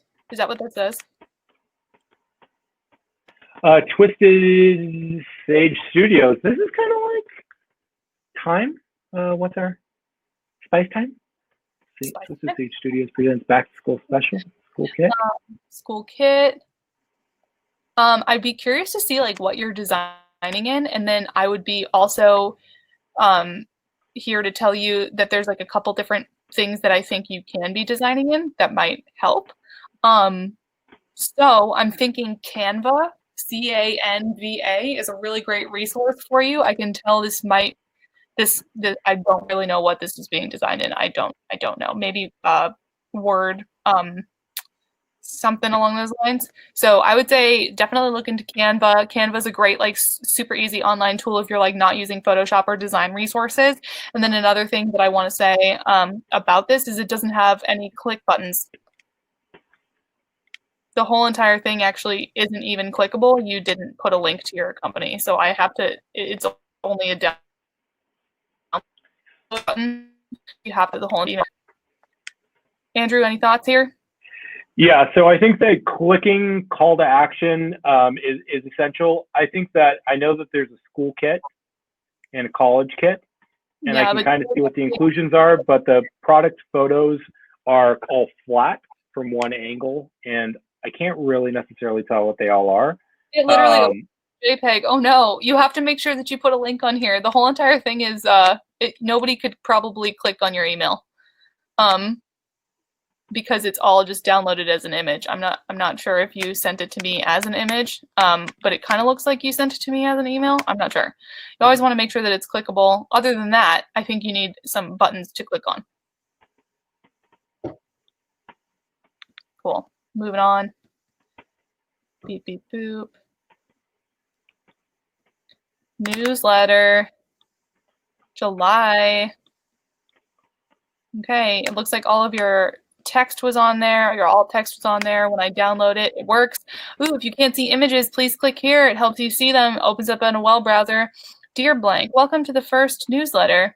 You didn't capitalize welcome. I don't know if that was intentional. Here you'll find a summary of some stuff that we shared. The Casa team, capitalized team. Make sure that you're using the same case when you're looking at copy. I'm a big fan of like once you pick a case, stick with it. So whether it's sentence case or like all caps or like whatever, just make sure that you're sticking with your case and like proofreading over and over again. We've got some nice images here. This is super clean. I don't know if you made this in like a template editor, but your banana picture isn't linked. So you want to make sure that that's linked and there's no click through button there. Yeah, this looks pretty good. This is pretty long. Yeah, and I like your use of CTA button that doesn't have anything on the inside of it. That's actually a new design trend that we're seeing like emerge that's working really well. Andrew, any thoughts about this one? I love the imagery. I think that there's a question on like the intimacy of the beginning. So this is the first message. So I think that this is good. What I would put, if you're ever going to do like, dear customer, blah, blah, blah, blah, blah, I am welcome to the blah, blah, blah, blah, sincerely, or the team, have a team picture. Have a picture of the founder. I think that spices it up. It gains that intimacy right off the bat. And even if you don't show another picture until you're doing another mega drop email that's CEO based or founder based, or like who I am as a customer service, or like an employee recognition email, I think that that's an essential component. The imagery, professional photography is beautiful. Love the calls to action. I think that it does go through a storyline that weaves, but it's unclear to me whether or not they're selling a lot up there, but I do think that they're educating. So they're going for the authority piece. I would like to see an offer in the first email typically also. Yeah, I would say for sure, like if you want a TikTok, like, okay, first off, I'm just gonna say what we wrote about, things you might like is a way better thing to talk about. So whenever I'm talking to people about email copy, I want to make sure that people are never just talking about themselves. People are always talking about how what they're doing is affecting the customer. So like, don't just say what we wrote about, say, you know, what you might like, or like things you might like, or handpicked just for you, or something that relates it to the customer to make sure that you're adding that extra personal touch, because people don't care about stuff that doesn't have anything to do with them typically.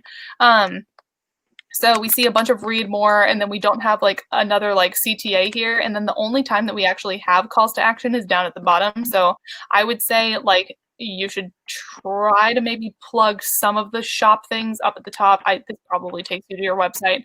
But overall, pretty good. Good shot. Okay, maybe a couple more. What's here? What's this one? Okay, we have all of our alt text is in there. Good job. I'm proud of you. Miles Smacker. Funny mom quotes, gifts. Welcome to the family. Test first name. Once again, where is your link on your pic? Gotta link all your pics. Mom life is express your inner monologue. That's like a classic dad joke. I love it. You need a button somewhere here. Andrew, you got anything on this one? So, I mean, I like that there's the pattern. The pattern is the pattern. I've watched Maniac a full season in like 2 days a few months ago, and I can't stop saying the pattern is the pattern if anybody gets that joke. I like that the color scheme is consistent throughout here. Funny mom quotes and gifts. It's very specific. You've got mom monologue. right there, which I like, and I'm going to tell my wife.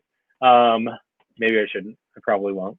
But I think that it's pretty. I think that it's good. I like that they're merchandising. I would like a link higher up, and maybe a little bit more information. I think the product a little higher. Is the product in the picture at the top with the lifestyle image? I don't think that she is expressing her inner monologue on her shirt in this pic. No. Okay.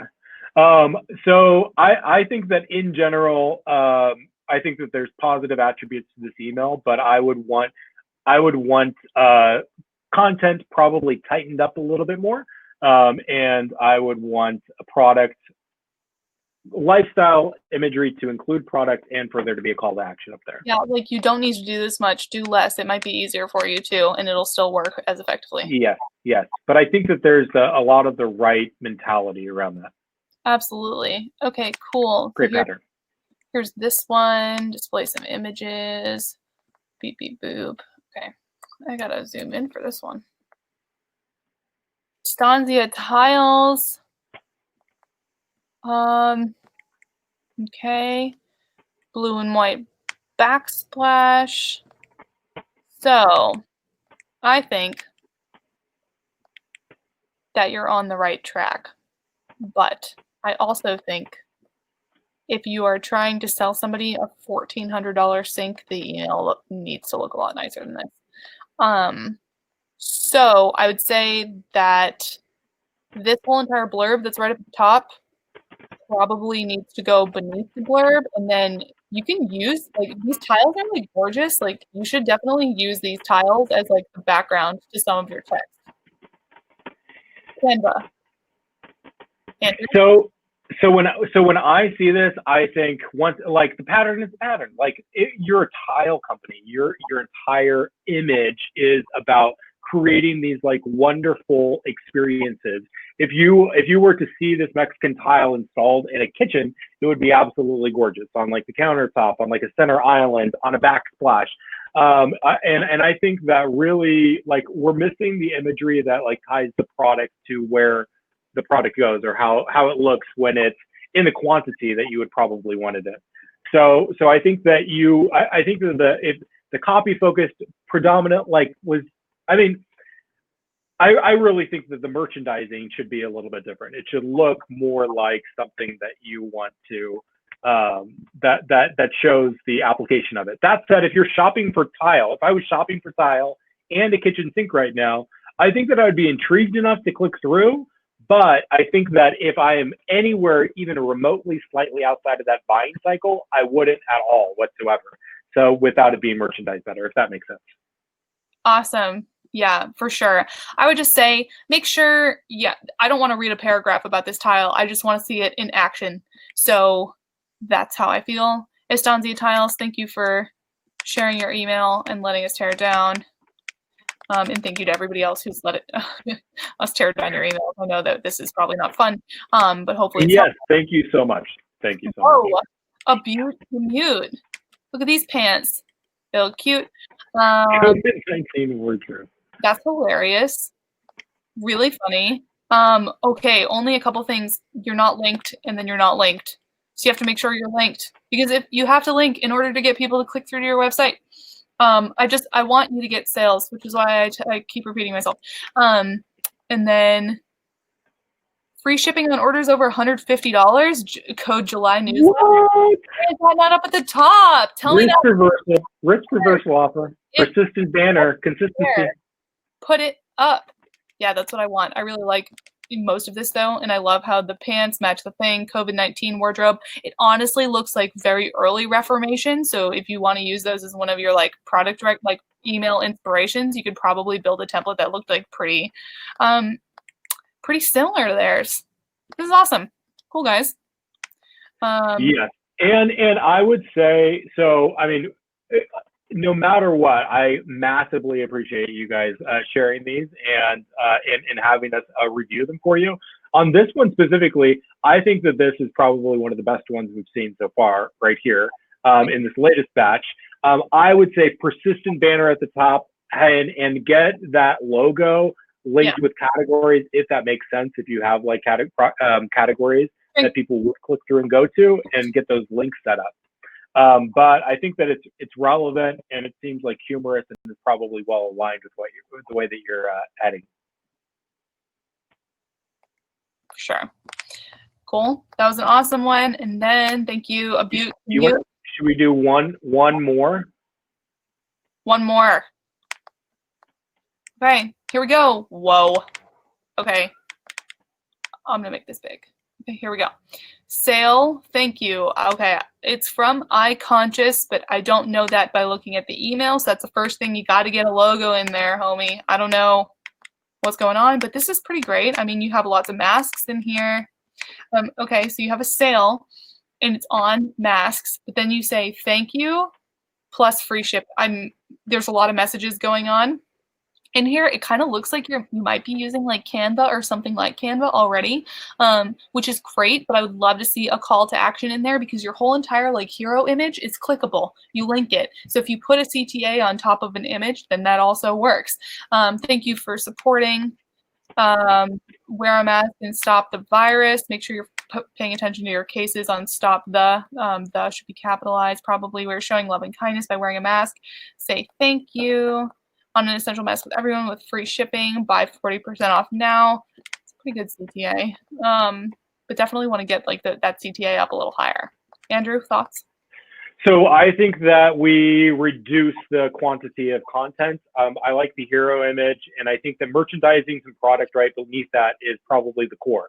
I do like, if you scroll down a little bit, I think that there's like an N95 and then there's like KN95, 3D fashion match. Like instead of having them like as individual products where you have to keep scrolling to like each individual one, it's a lot of people with masks in the and which may be like the appropriate thing to have. But I think that maybe those could be like merchandised a little bit more together, and then we can. I think that we can make this into 2 emails and make the content speak for 2 emails. To be a little bit more clear. But the other thing is that at the top, I would love to see a logo with like logo banner at the top for a header. So logo and then links. Yeah, at the bottom it says Jack meets Kate. I don't know if that's the same thing as iConscious, but make sure that all matches. Yeah, but I think that there's a good vibes here. Good vibes for sure, Andrew. Thank you, iConscious, for sharing your content here. I am going to get out of this and stop sharing my screen. That's what we're gonna do, I think, for email teardown today. Thank you guys so much for sharing all of your emails with us and bearing with us for the last 2 hours, Andrew. Really, both of us know how to talk. Do you want to share the final slides of the presentation? Yes. So, well, thank you so much to each and every one of you for attending. I know there's 95 people still on, so I am immensely grateful. I wanted to go through the last poll that I conducted, which was on a scale of 1 to 10. How grateful are you for Hans? 47% said 10 plus, the man's a dream. 29% said 12 plus, he's a sage and king. And then 22% said 9.99, almost perfection. So the man is obviously overwhelmingly charming and fantastic. So we are massively grateful for your time. We hope that you were able to take valuable insights away that you're able to apply to your business immediately in order to grow and develop your organization in order to make yourself wealthy and also serve the greater community, especially during these times when it may be harder for people to be happy. So massively appreciate that. Appreciate Hans. And make sure to check out the Growth Lab community on Facebook. So Jackie's in there, I'm in there. We may not be the most active people in there, But as you can tell, we've got 2 hours worth of answers probably, if anything's needed. So always happy to be always happy to answer anything high level that's useful. And if you guys are, if you have an email program that is generating a significant amount of revenue, but you feel like you need to take it to the next level and beyond, you can definitely feel free to contact us, and we can go through how we might be able to assist with that as well. And I think Hans is going to share our LinkedIn profiles, our company information, and then there's going to be way too many links. But that is all. Jackie, do you have a goodbye as well? Yeah, I just have one. We do have another Klaviyo class upcoming from the Shopify Growth Lab on September 10th. So be there, be square, because we're going to walk through my personal favorite ESP just because I like using it, because it's really easy and it's really nice. Not because it makes anybody extra money or anything. I don't really know. It's just really easy. So just keep that in mind. And yeah, super awesome talking to you guys. Thank you so much for your time. That's it for everybody. Have a great rest of your day. Bye, guys.